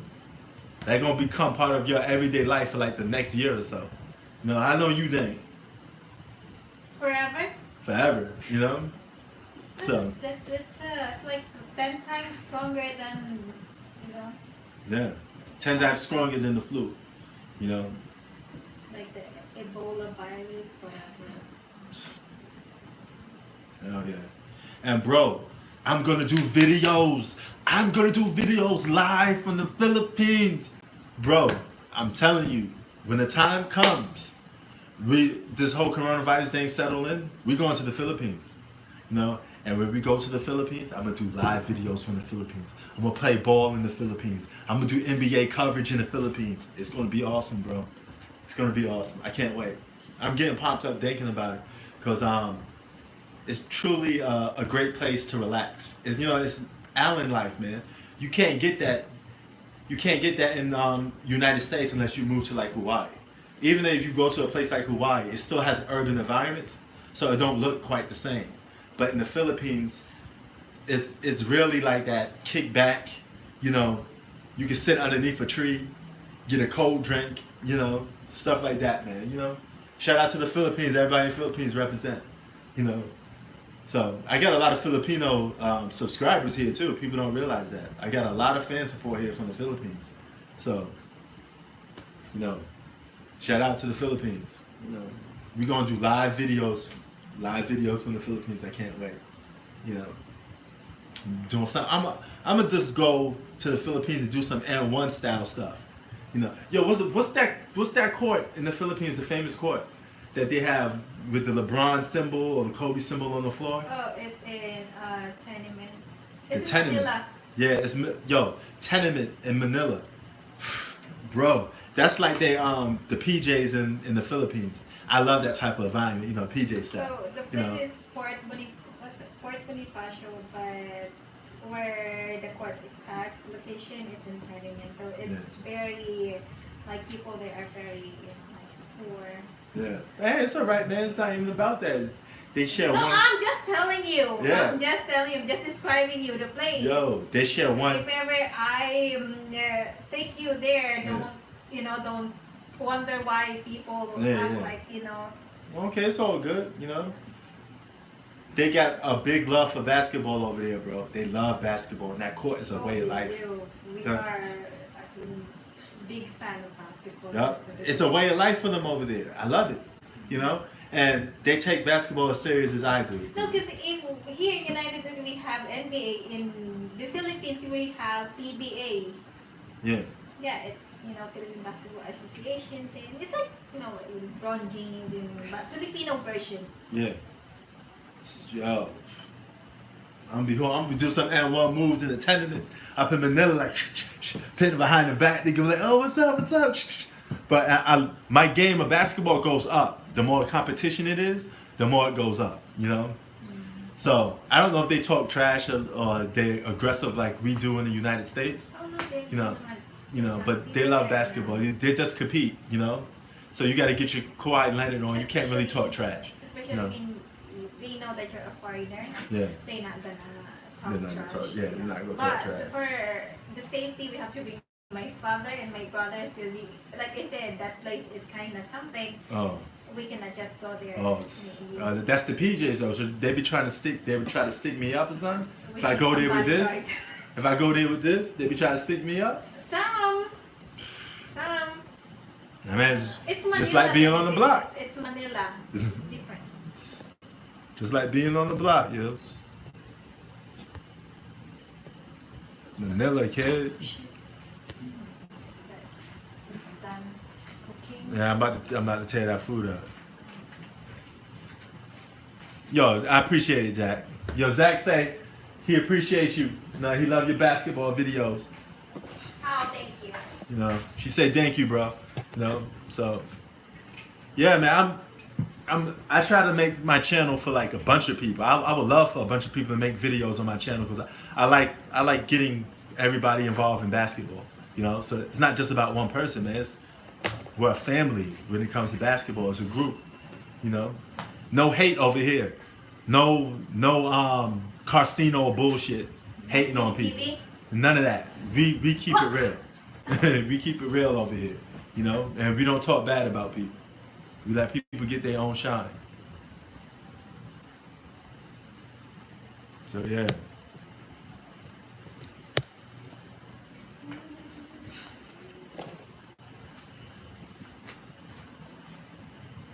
What's up? Alright. Hold on for a minute too. I'm probably check out this food real quick. I'll be right back.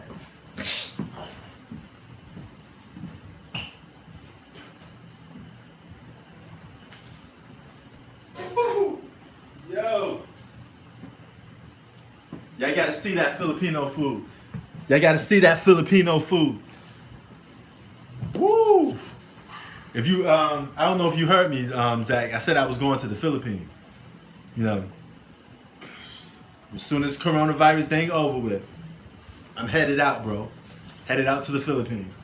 I want to be balling. Bring my lucky basketball with me.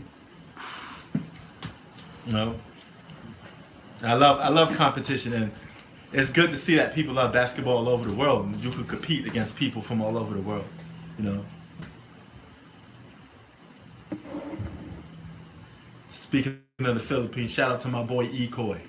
You know, when I first went to the Philippines, he played basketball with me. This brother could jump. You know, man, this boy could jump.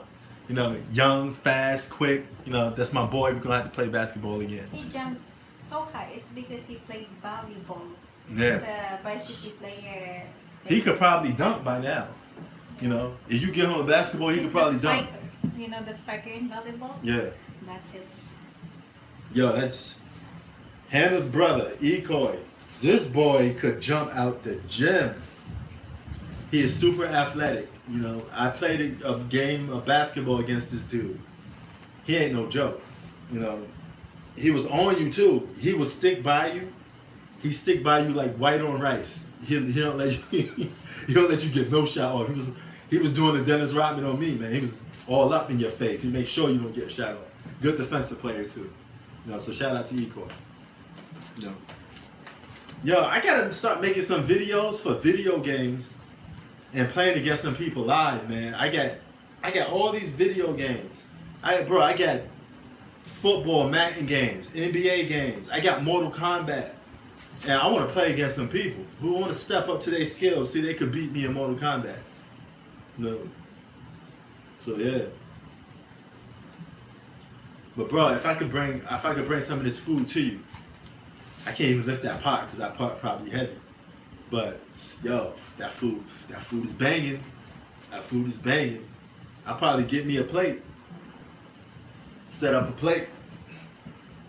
Do some eating, you know, because you know when you're doing live, you're just supposed to chill, man. You know, everything's all raw and uncut on my channel. You know, especially when I do a live videos, raw, uncut. Alright.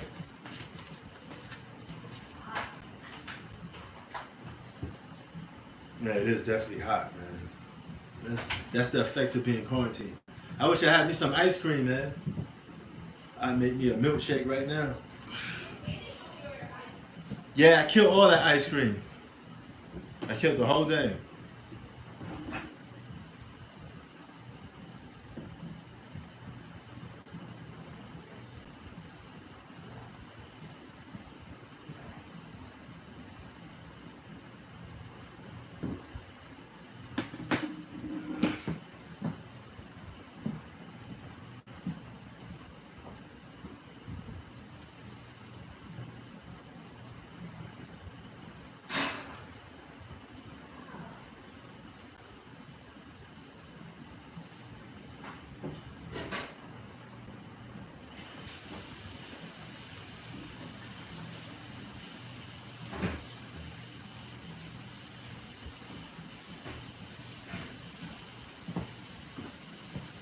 Woo! Back. Oh, that's all good, bro. Handle that business, bro. Everything all right with you?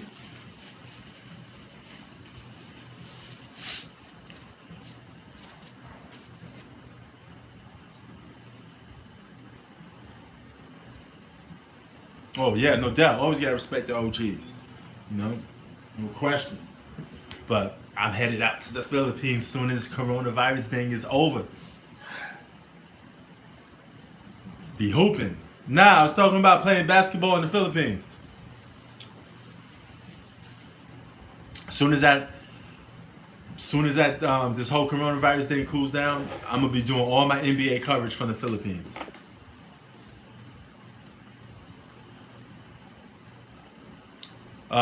Favorite player with who? Like you mean the NBA?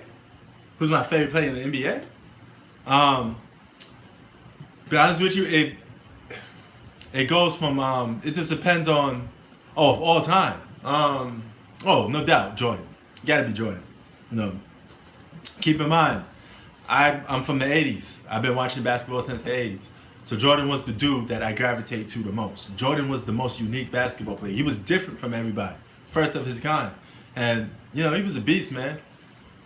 You know, growing up watching all that, I was there for the whole Jordan era. You know, but my favorite player of all time, yes, is Jordan. Um, as of now, I don't have like I like Charles Barkley. I like him. I like him as a basketball player, but sometimes he says a lot of stupid stuff now. You know, I liked him in '93 was my favorite year. As I keep telling people, I like certain plays from time frames. You know, because I believe everybody's great at a certain time. You know, you ever heard the expression, "Every dog has his day"? Well, for me, you have a certain time frame when you like the best. You're the hottest day in basketball. You know, like for Jordan, my favorite Jordan season is 1991. That's why I post up that video. Cause that depends on what you're talking about. Cause my favorite D Rose season is 2011. My favorite Westbrook season is probably the first season he had the triple double. You know, I thought that was amazing. But who I take in their prime? I'm gonna go with the guy that lasts the longest, which is Russell Westbrook. You know, D Rose broke down too quick. You know, but I have time frames. You know, certain years guys are at their very best. You know, like Kevin Durant had that zone when he was real hot. You know, everybody has a moment that they're real hot at.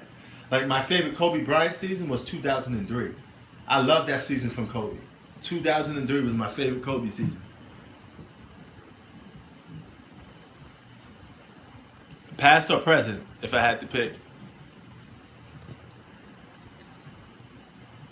You know, LeBron would be up there. LeBron has some seasons that was just incredible. Some people tell me they like the two MVP seasons he had with the Miami Heat. Because, bro, he won Finals MVP and regular season MVP in both of those seasons.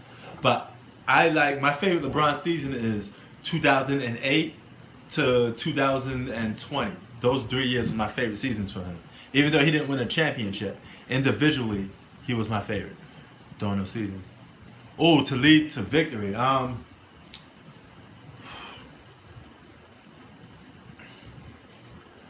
if I had to pick one of them, I'd probably go with Westbrook, but um, Westbrook doesn't have the best resume when it comes to playoffs or winning in the playoffs, but neither does Derrick Rose. So I I guess I go with Westbrook. I do, bro. I do like. I will tell you this though. I love that 2011 season from Derrick Rose. That was an awesome season from him, man. It was just fun to watch him play. He was the new kid on the block. He was hot. It was fun to watch him play in 2011. Was his breakout year. When you have your breakout year and everybody noticing you, and everybody's like on to you, that's the year to marvel at. Be like, yo, this guy caught my attention. Like LeBron came into the league 2003, right? He didn't really caught my attention to about like 2008. That's the year when I started putting him in like on the top five. Before that, I noticed him. I was watching him, of course, but he didn't hit that note for me yet. When 2008 came, I thought he came into his prime, and I thought he was ready. That's when I said, okay, you know, he's that dude.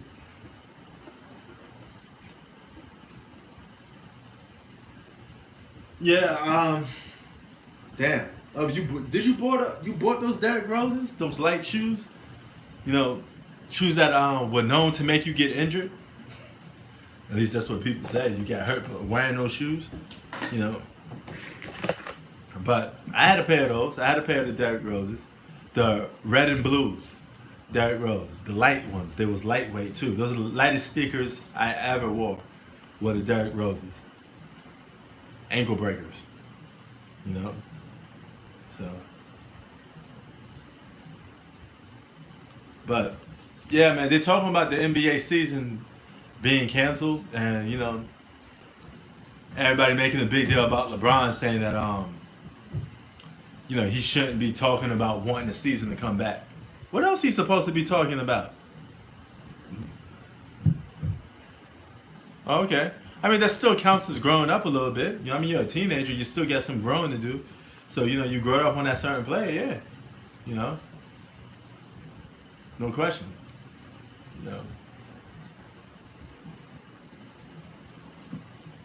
But yeah, for like me, that dude, man, I had a couple favorite old school players. Isaiah Thomas I loved. He was great. Isaiah Thomas was like Allen Iverson before Allen Iverson.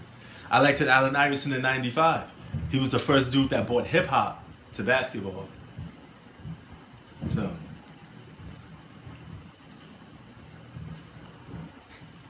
man, these people stay hating on LeBron James. I'm looking through some of these YouTube videos. Now you got a video of NFL wife accuses LeBron of flirting with her and all that. Man, who cares about all this stuff, man? Why should I care about who LeBron's messing with outside of basketball? I don't care what he's doing. That's his personal life.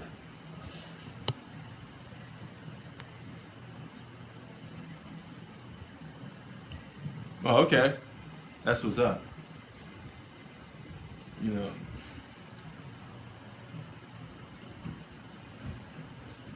Oh shit! I'm going.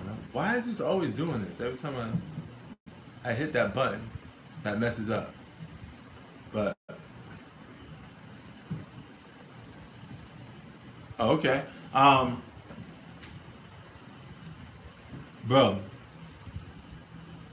Allen Iverson, that wide crossover dribble that he had going left to right was something else, man.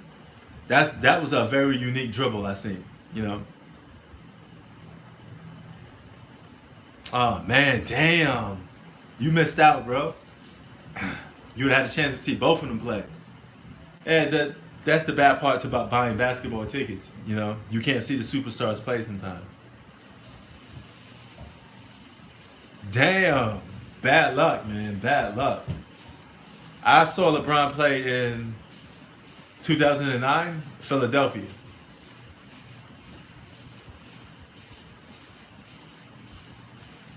Damn. Man, you probably was heated, man. That was your time to watch, some of the All-Stars play and they don't even show up to the game. You know. So I can only imagine how you felt, man. I can only imagine how you felt.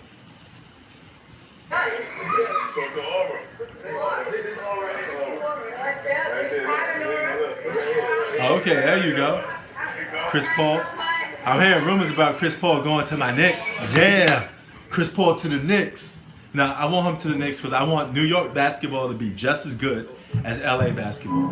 You know, I want that rivalry. I want Brooklyn Nets versus New York Knicks, superstars on both teams. Same way LA got. I think New York, we deserve it. East Coast, we deserve it. You know, especially with this coronavirus stuff going on, because New York was hit the hardest. You know, I can't leave New York out like that, baby. It's New York City. You know. Yeah, you know it. So I'm playing right now, my man Young Aura. I met this dude from New York. He from the same neighborhood as me, by the way. It's a Queensbridge thing.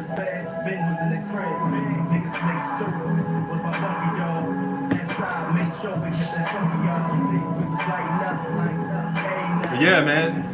Shout out to everybody on YouTube. Shout out to Zach, since you here already. Shout out to Blue Bolt. You know. Shout out to Marvel Studios. You know. Shout out to my boy from London. You know. Shout out to everybody.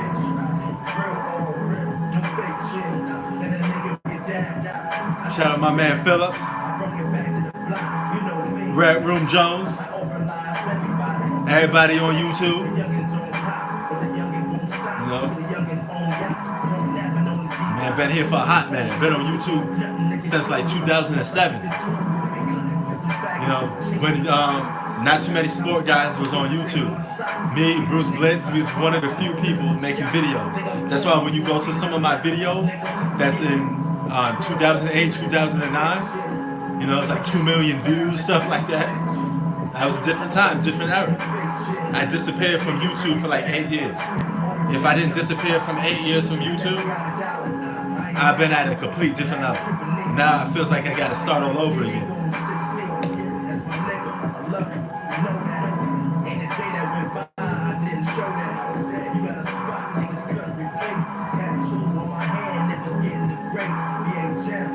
You know, shout out to everybody.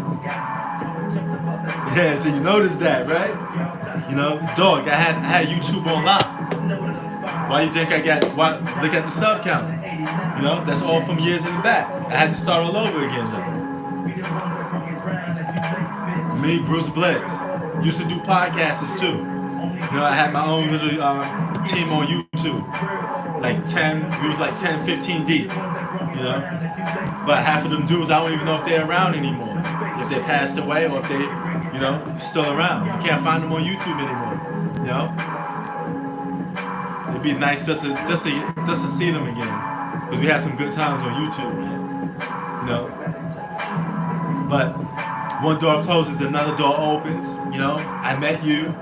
You know? I met a couple of new school cats, you know? The new generation stuff. You know? I'm an OG to this YouTube stuff, man. I go way back, you know? And I used to give dudes that role, you know?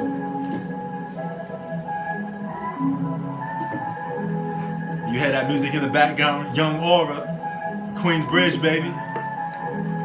You know, second birthplace of hip hop. You know, hip hop wouldn't be where it was at if it wasn't for my neighborhood, Queensbridge. You know how many great MCs come out the bridge? How many pioneers?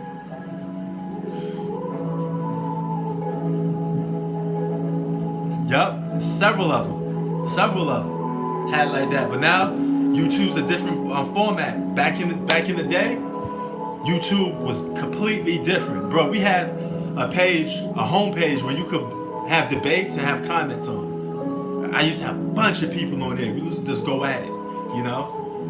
And then boom, I post up this video, boom, you know, everything be all good. Now YouTube got bought out by Google. It changed. It made it hard for people to do YouTube now. Now a lot of people can't do what they want to do no more because, you know, YouTube don't give you that freedom no more. But you used to have, now you get copyright for just music or just beats. You know, back then I was able to use music from artists, no copyright, all good. Now it's different, you know, and I could be monetized. YouTube offered to have me to be monetized, all right? But some of my videos, I would have to give them money. I would have to give the NBA money because I have some of their highlights in my videos. And I don't want to make videos just to make the NBA more rich. No offense. You know, but screw that. You know, but I could be monetized if I wanted to. You know, I just don't want to do it, you know.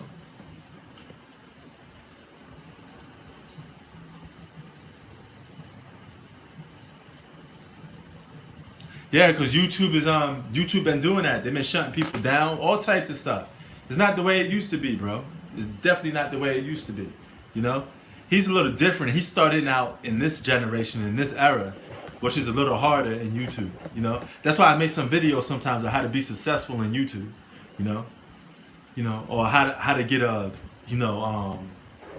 least your words spread out a little more. But his problem is not posting up videos. It's the content that he's posting up, and the things he's saying is too outrageous and crazy. People not buying into it. You know, that's why. I mean, I went there a couple days. I mean, a couple days ago, I gave him a shout out. I said, "What's up, D?" You know, and we dapped it up. But I can't be on that channel too much no more because, bro, when you block somebody, I come from a different set of morals. The day that he blocked me, I didn't even know I was blocked. But when he blocked me, I said, you know what? I ain't gonna fuck with him no more because if he blocked me for just speaking my opinion, and I never disrespect that dude, I never call him out on anything, or said that something wrong with his family, anything like that. I'm just speaking sports with the dude, I'm just dropping gems and facts on him, and for him to do that to me, when I was one of the first ones giving him the support, I said nah, that ain't true. That's not what a true G would do, you don't do that to people. So I said, you know what, I can't do that. Yeah, he unblocked me, then he sit there and said, oh, we all had different opinions, boom, boom, boom. He knows. He gave me my props. He said, oh, he knows the sport, he knows that, but at the same time, I can't do that because that's not what a real G would do, Where I come from Queensbridge, man. We come from the PJs. We have a set of morals. When you come from New York, you had a set of morals or how you treat people, And even if somebody disagree with me, I leave their comments on my YouTube channel. I don't block people for disagreeing with me, As long as you don't say nothing personal, I won't never block you, Give me all that smoke. I want all the smoke. Leave all them comments in there. Say this or that about me because that sharpens my blade. That gives me more reason to come back at you because I can always come back at you with stats and proof, I've been involved in basketball too long to not know what I'm talking about. You could tell that he's a rookie. He's young, and I always used to tell him that. I guess that used to get underneath his skin sometimes.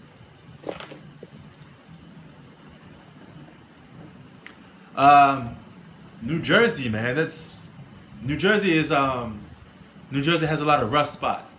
The suburbs of New Jersey is nice to live in, but if you live in the inner city of New Jersey, it's always tough. They got projects, abandoned buildings, It's rough in New Jersey, Man, New Jersey look like a dump site for the most part. You got some people living in abandoned buildings. You gotta come from a different background. You gotta be able to handle that type of lifestyle. If you're not cut from that cloth, you can't go to those certain type of neighborhoods like that, I'm from the Bridge. We cut from that cloth. Projects, 96 buildings, biggest projects in the world, You gotta be cut from that cloth, I'm originally from Corona, Queens. I moved to Queensbridge section when I was young, and I was raised around that area. But I consider myself a full New Yorker, especially when it comes to Queens. That's my playground right there. You know, that's my home. So it's different. You know, that's why I listen to that gutter hip hop music. You know, Jamaica Queens is a couple minutes away, like 20 minutes away from the bridge. You know, Jamaica Queens is a war zone. Southside Jamaica Queens. I got family members that lived in Jamaica Queens. You know, a lot of killings. You know, homicides. You know, back in the 80s and 90s, just that was a war zone. So when you hear stories like 50 Cent from G Unit, he tell you stuff like that. 50 Cent, yeah, 50 Cent from 134th Street, Guy Boo. You know, I know all them neighborhoods, all them blocks. You know, I'm a true Queens cat, a true New Yorker. You know, I've been all around them spots. You know, you got to be cut from a certain cloth to be hanging around those type of neighborhoods. If you're not, if you look suspect, you're gonna get robbed. You know what I mean? The dudes they're looking to rob you in certain type of those neighborhoods. Like, see this? You can't walk around New York City with if you're not prepared to handle certain types of consequences. Flatbush is in Brooklyn. I know about Flatbush too, but Flatbush cleaned up over the years. It's mostly home of a lot of immigrants, Jamaicans, West Indians, Haitians. You know, a lot of people settle up in that type of neighborhood. New York is we're all together, but at the same time we're very racially divided. You know, New York has always been racially divided. You know, you had like the Italians in Bensonhurst, you know, Williamsburg, you know, Little Italy, mobsters. You know, you had all that stuff in New York.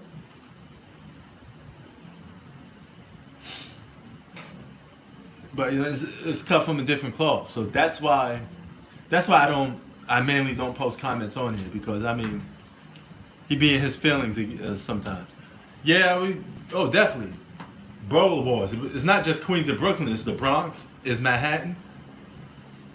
Staten Island's a borough that nobody talks about. Nobody cares about that borough because it's in a world of it by itself. You had to take a ferry to get to Staten Island. And people just look at it like, it's too far to go to Staten Island. We don't even talk about it. You know? But all of those, we used to have all those Bronx didn't like Queens didn't like the Bronx. We used to always battle who had the best rappers, stuff like that, you know. Brooklyn had Biggie, you know, we had Nas in Queens. You had Big Pun and Fat Joe in the Bronx, you know. Every borough had their artists, you know, just loose to go at it, that's it.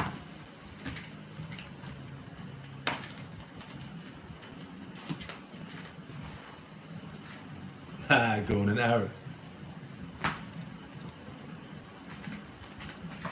Yo, I tasted some of that food a little bit already. Perfect. I'm gonna kill that with some rice.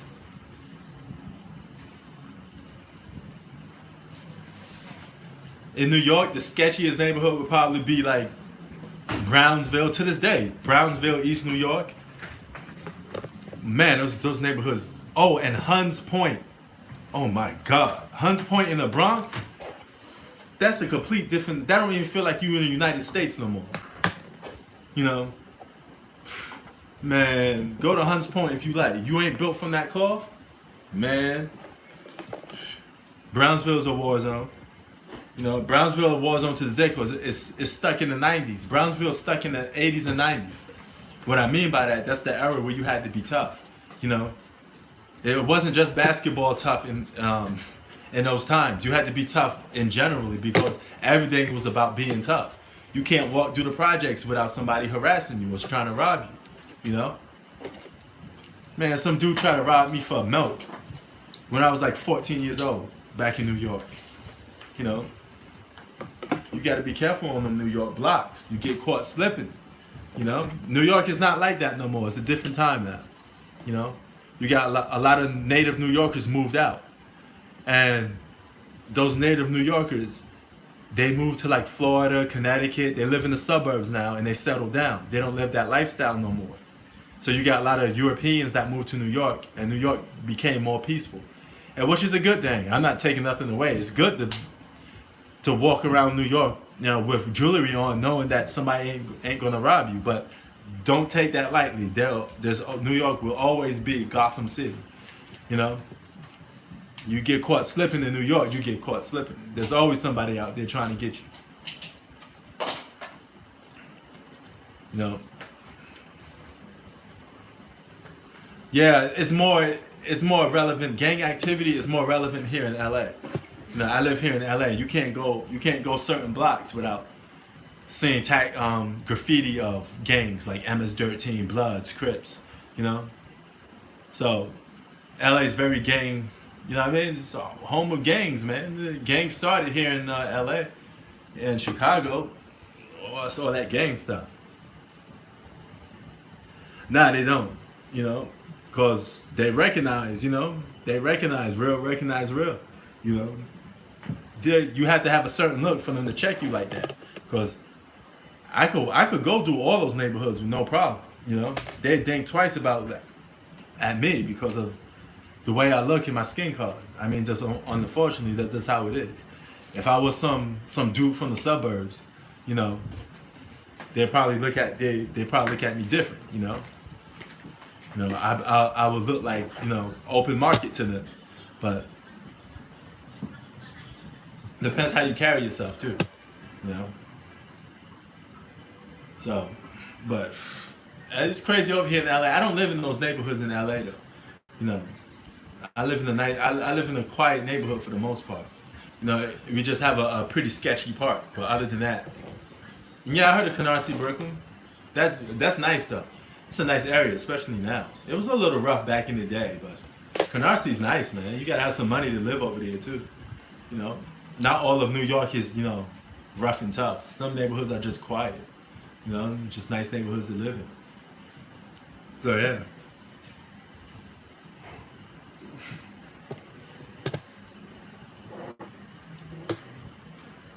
Hold on, bro. I'll be right back.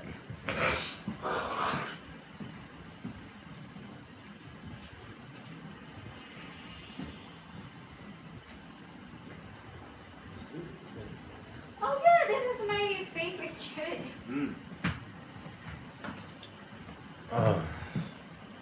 But bro, I need to hit the court again, man. I'm getting out of shape. I'm getting like a full on gut belly. But keep in mind this. When it comes to sport YouTube channels, a lot of these dudes, they check out other people's channels, So some of their ideas, they steal them from a lot of people. Like, people have stolen some of my ideas from YouTube, but I don't mind it. It's okay. Some of the concepts I came up with, my ideas, people stole my videos. They stole my ideas. They would never come up with ideas to do videos like that. They're talking about the same topic that I'm talking about. They stole my ideas. But it's all good. I mean, it's all basketball talk at the end of the day, so I don't mind. That just pushes you to do even more. It makes it more competitive. I'm a Jordan fan. I came up on the Jordan era. I'm super competitive. You know how petty and competitive Jordan was? You guys don't know. You probably need to watch more of The Last Dance to find out. Jordan, he was that type of guy. He didn't want nobody to have anything over him. He wanted to beat everybody and everything. And these are not made up stuff. Kobe Bryant will tell you, Jordan came to my house. This guy wanted to beat me and everything. We play a game of poker. He wanted to win.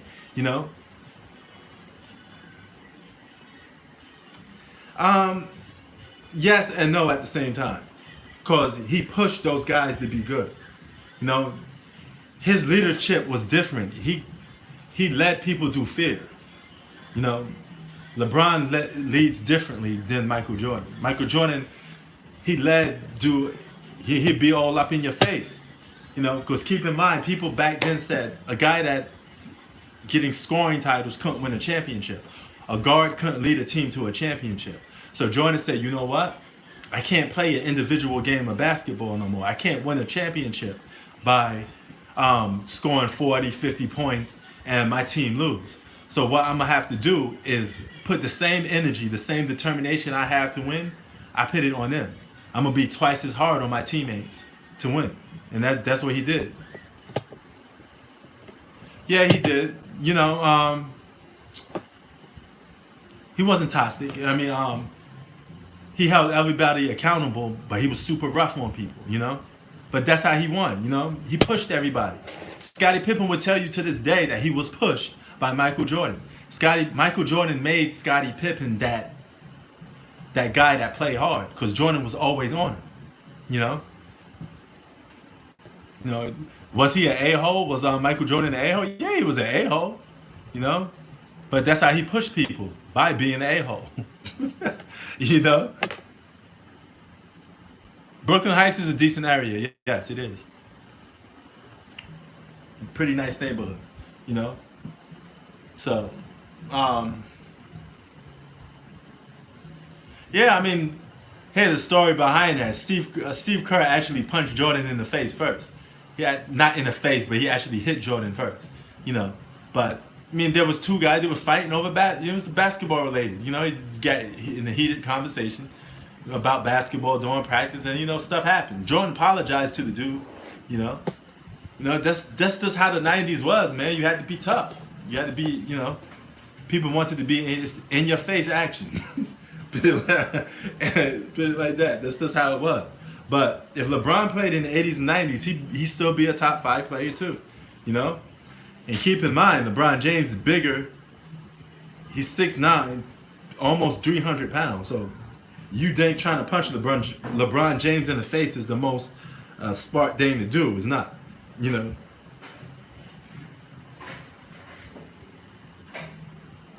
Yeah, because I mean, Biggie and Pac, they defined a whole era of hip hop. But I thought Nas was always better than both of them, you know. But Biggie and Pac meant more to hip hop than Nas did, if that makes any sense, you know. Because they talked about a lot of social issues, you know. Yo, you getting a plate of food? Yeah, why? You're not done with your life? Nah, I'm still on. I'm gonna do this is my normal stuff on it with it. Can I get some food too? Oh my god. You know, maybe like a good plate if you want to. I mean, I could just go up in there and make a plate. Be honest with you, I'm getting so hot. I can't just go up in there and do it. You know, you can just make me a plate and I just like put it in the microwave because you know I like my food super hot. No, I'm not moving. I'm just going there for a while, you know. But I'm abroad. Something looks like it's hot. Oh, that's why. Yeah, I'm a broadcast games and just talk about the NBA in the Philippines for a while. You know, I'll be in the Philippines for like a good month to 2 months. You know, have some good time, man. So I'm definitely doing it. Guys, everybody here, I'm heading to the store later. I'm gonna get me something cold to drink. Make me some of my own milkshake. Oh, it's same weather as always here in California, bro. It's hot. California's always hot weather. Huh? Are you going to the store? I'm gonna go later. I'm gonna go to the supermarket area though. I'm gonna get me something to eat, something to drink. I want like that. I want that summertime stuff, man. I want like smoothies, stuff like that. You know? Where? In Florida? Yeah. You serious? Yeah, probably go later. So, but man, I think no great player is toxic to his teammates. He just does what he needs to do to push his teammates to help him win. You know, everybody should be accountable and pushing each other. If you want to be great, you should push each other. You know, that's what life is all about. When you're in a competitive sport. Yeah, Manny Pacquiao from the Philippines. Yeah, Manny Pacquiao, a warrior. You know. Yo, aren't you a Pacquiao fan? Me? Yeah. Of course. Yeah, Hannah's a Pacquiao fan. No, I'm a Floyd fan, so you can know how that turns out. Floyd Mayweather suck. See, you just heard you heard what she said about Floyd Mayweather just You're now? married to me. You're supposed to like Manny Pacquiao.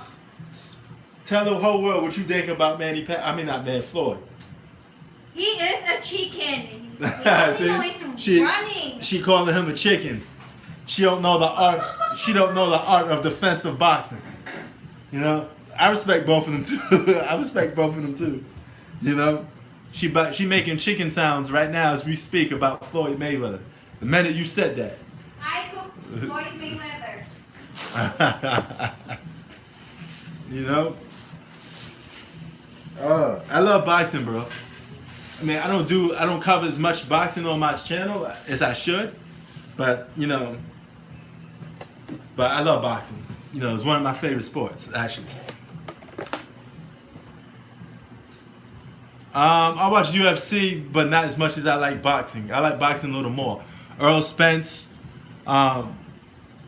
Terrence Crawford. You know, I like all them dudes. You know, I don't like Adrian Broner or Keith Thurman. You know, but I'll be right back, y'all. This is the food right here. Oh, nice.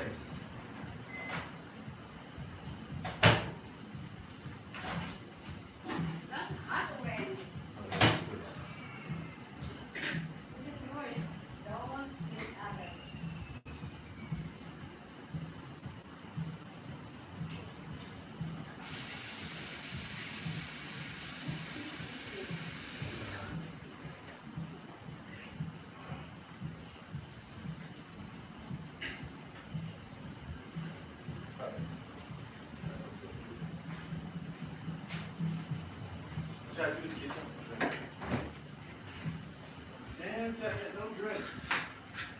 Don't use oven.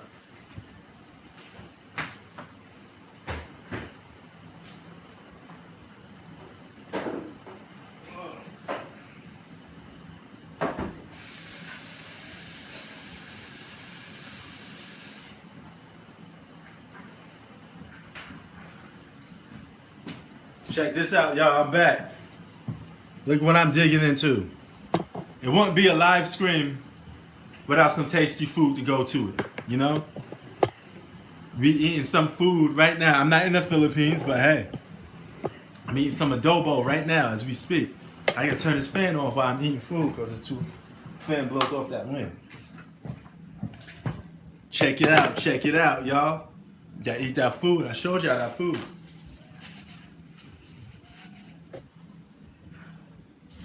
Check it out. Oh, look at that steam right there. Look at that steam right there coming out. Oozing off the plate.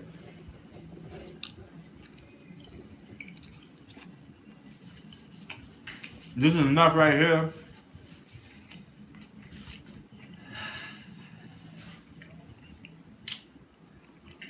To fill me for hours. Okay.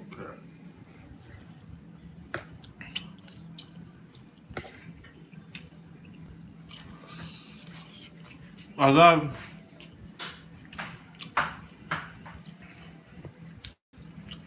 rice and chicken. You know what I'm saying? I love rice and chicken dishes, man. I just love that stuff. That's right. I'm keeping. Telling you, bro.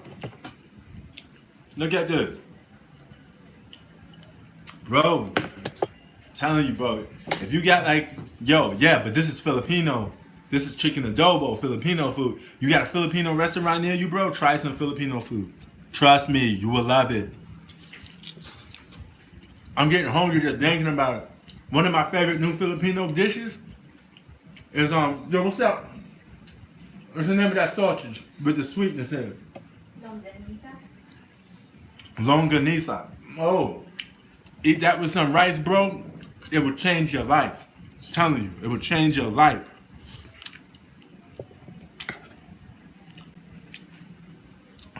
What state you live in, bro?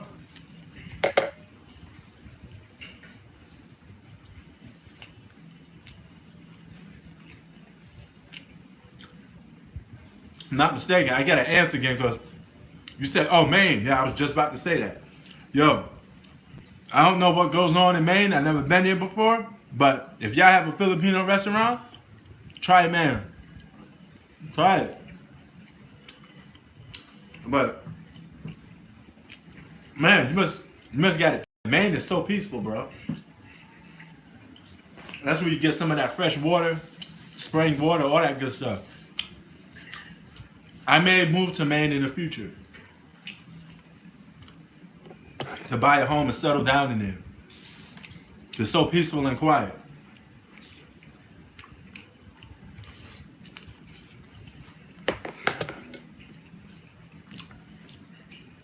That's the one thing people take for granted is peace and quiet, bro. To live your life and be peaceful and quiet, there's nothing like it.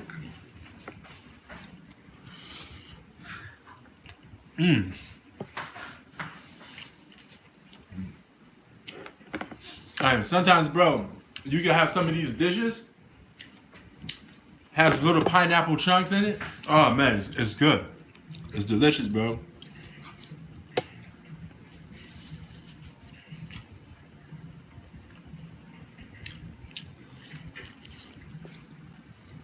Yeah, trust me, you like it.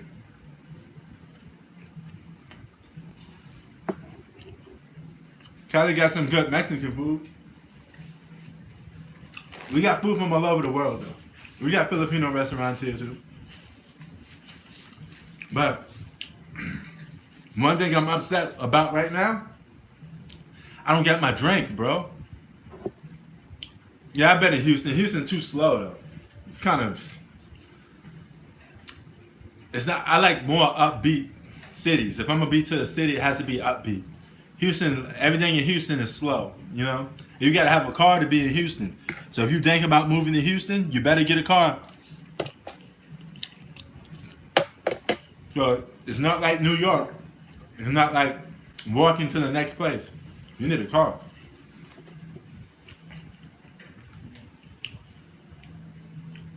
I mean, I have to do it. I don't want to go outside later, but I have to do it, bro. I got no ice cream. No, not like that. Yeah, you could walk in Cali, especially LA. Everything's close in LA. If you live in the greater LA area, you need a car out here too if you're going to move to the suburbs.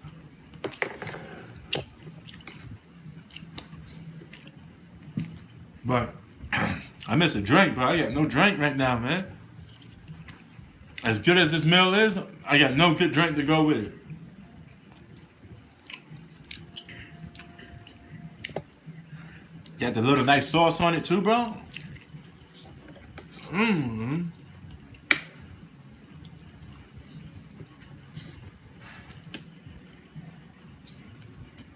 Mmm. Oh, okay.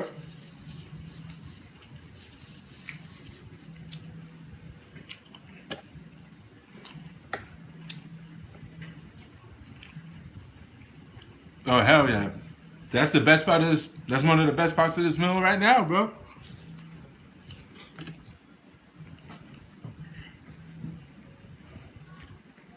Right. Bro, it blends in with the food. It's the best thing I love about Filipino food. You know? And Filipino, just like Filipino style, you gotta have a big plate. You know? Can't have Filipino food without a big plate. I'm officially Black Filipino right now. You know? I started a new race. Black Filipino.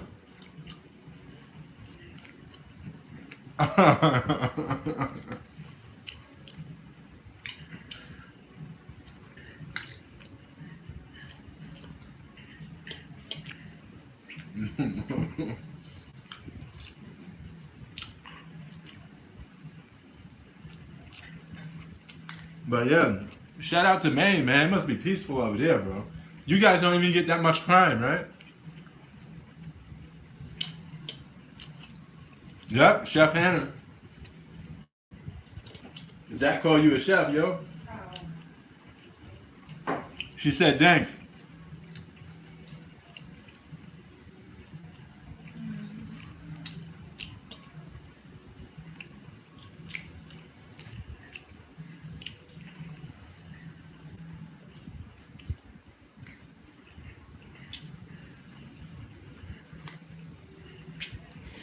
Mm.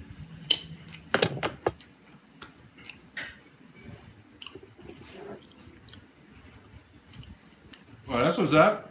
Florida's nice, bro. You're gonna love Florida. Just beware of the alligators. Sometimes they could come in your house.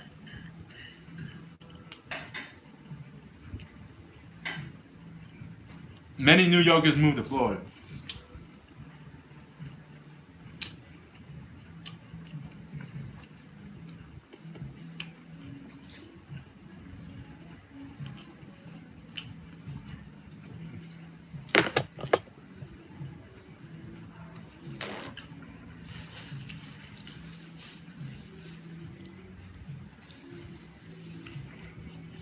Opportunity, money. You know, in New York, too many crabs in the bucket. Sometimes you gotta hit the reset button and move somewhere else.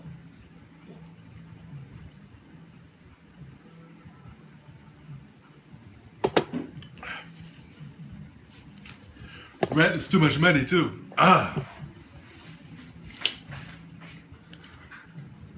Costs too much to live in New York. You pay an arm and a leg to live in New York. A studio like the size of a damn closet costing you like $2,000.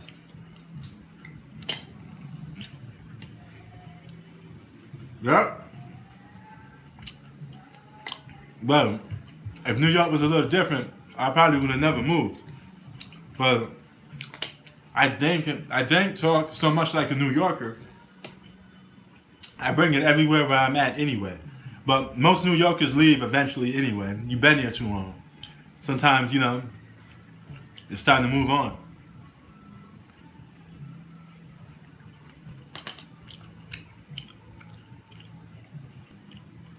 Yeah, I'm telling you, bro.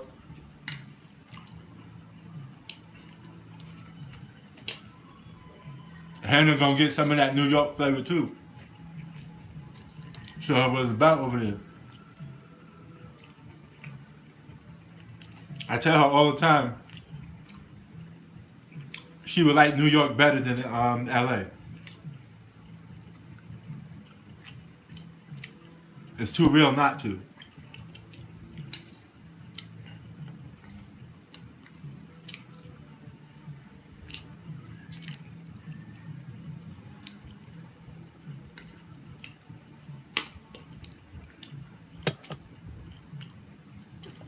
Yeah, it is. It got hit with the coronavirus the most. That's why I said they need something to uplift them again, man. Because, you know, New York's suffering right now.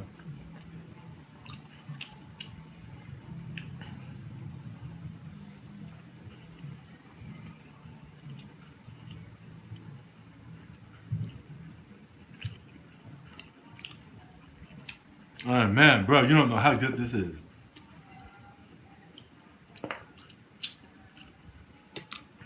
All you gotta do is just wash this down with like a big drink and just chill. No, I don't mind being quarantined if I get all the type of food that I want.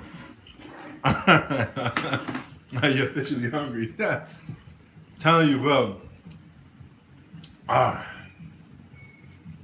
Yo. In Maine, do you guys play basketball a lot? Like, what's the weather like over there? Mostly hot, cold? I'm guessing cold.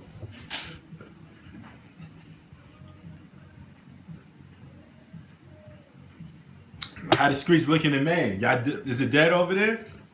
Because they're about to do phase 1 of coronavirus. Some people are allowed to open up restaurants.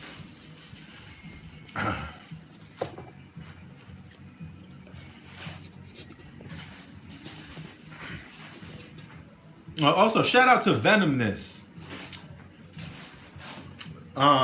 Another dude, I think he's from Canada. YouTuber. No, he showed me some love a lot sometimes. So shout out to him. Shout out to Canada.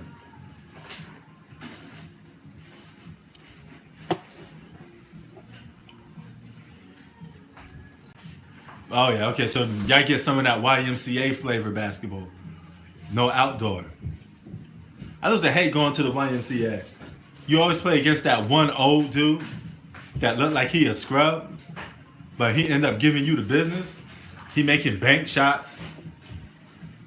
Extremely efficient. Like, man, who is this guy? He got no skill set known to man, but he can hit every bank shot. And and it goes in. You're like, get out of here with that. You know? Yeah, running plays and all that. Like, damn. Yeah, but that just goes to show you never underestimate somebody. Somebody, if you know how to play basketball like that, that's playing basketball the right way. You know? Organized basketball the right way. Fundamentally sound. You know? There's nothing like that sometimes. You know, they could beat you with the same move over and over again. Very extremely efficient. Bank shot. You know, I've seen them school young kids so many times. And these kids, they're more skillful, they play better, they look more nicer, their ability to perform is more entertaining. But that ball is clank, you know. The old guy, that old veteran guy with a fat, chubby stomach, out of shape. Basket.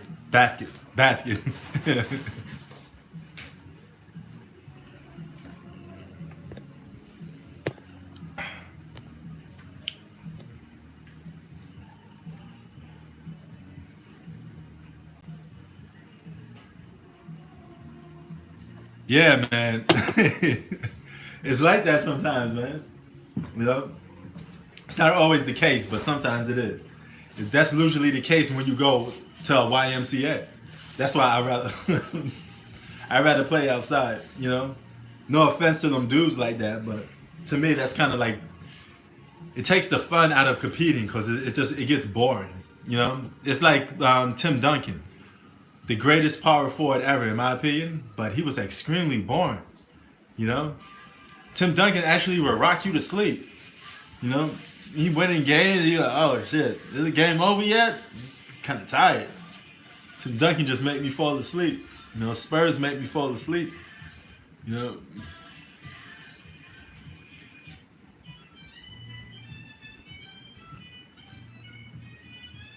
Oh yeah, that's what's up. You know, at least you stepping up. You taking that challenge. You doing your thing. That's what it's all about. You know. What's your skill set? Are you like a guard? You play like a guard, or you play a power game? What's your game?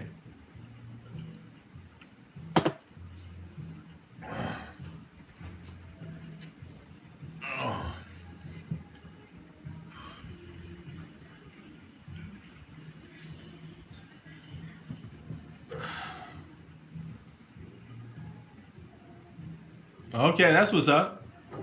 Point guard style. Hey, that's the position to play these days. You know.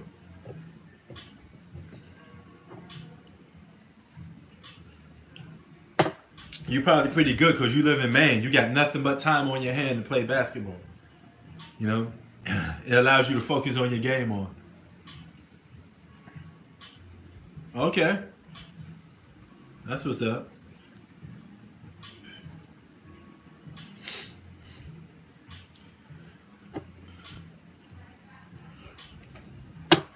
All right, y'all. About to head up out of here now. You can get trigger happy. All right, Zach, and everybody else that joined. Blue Bolt. You know, thanks for joining. You know, if you get a chance, check him out too. You know, check out my man Blue Bolt. You know, everybody in London, shout out. You know, thanks for joining the chat. You know, peace, everybody. I'm about to go and get some. Yeah, no, man, no question, man. We just talking sports. It's always good to talk sports with people. And I'm gonna go and get another plate. You know, get that food on, Zach. Just something to eat, bro. Peace.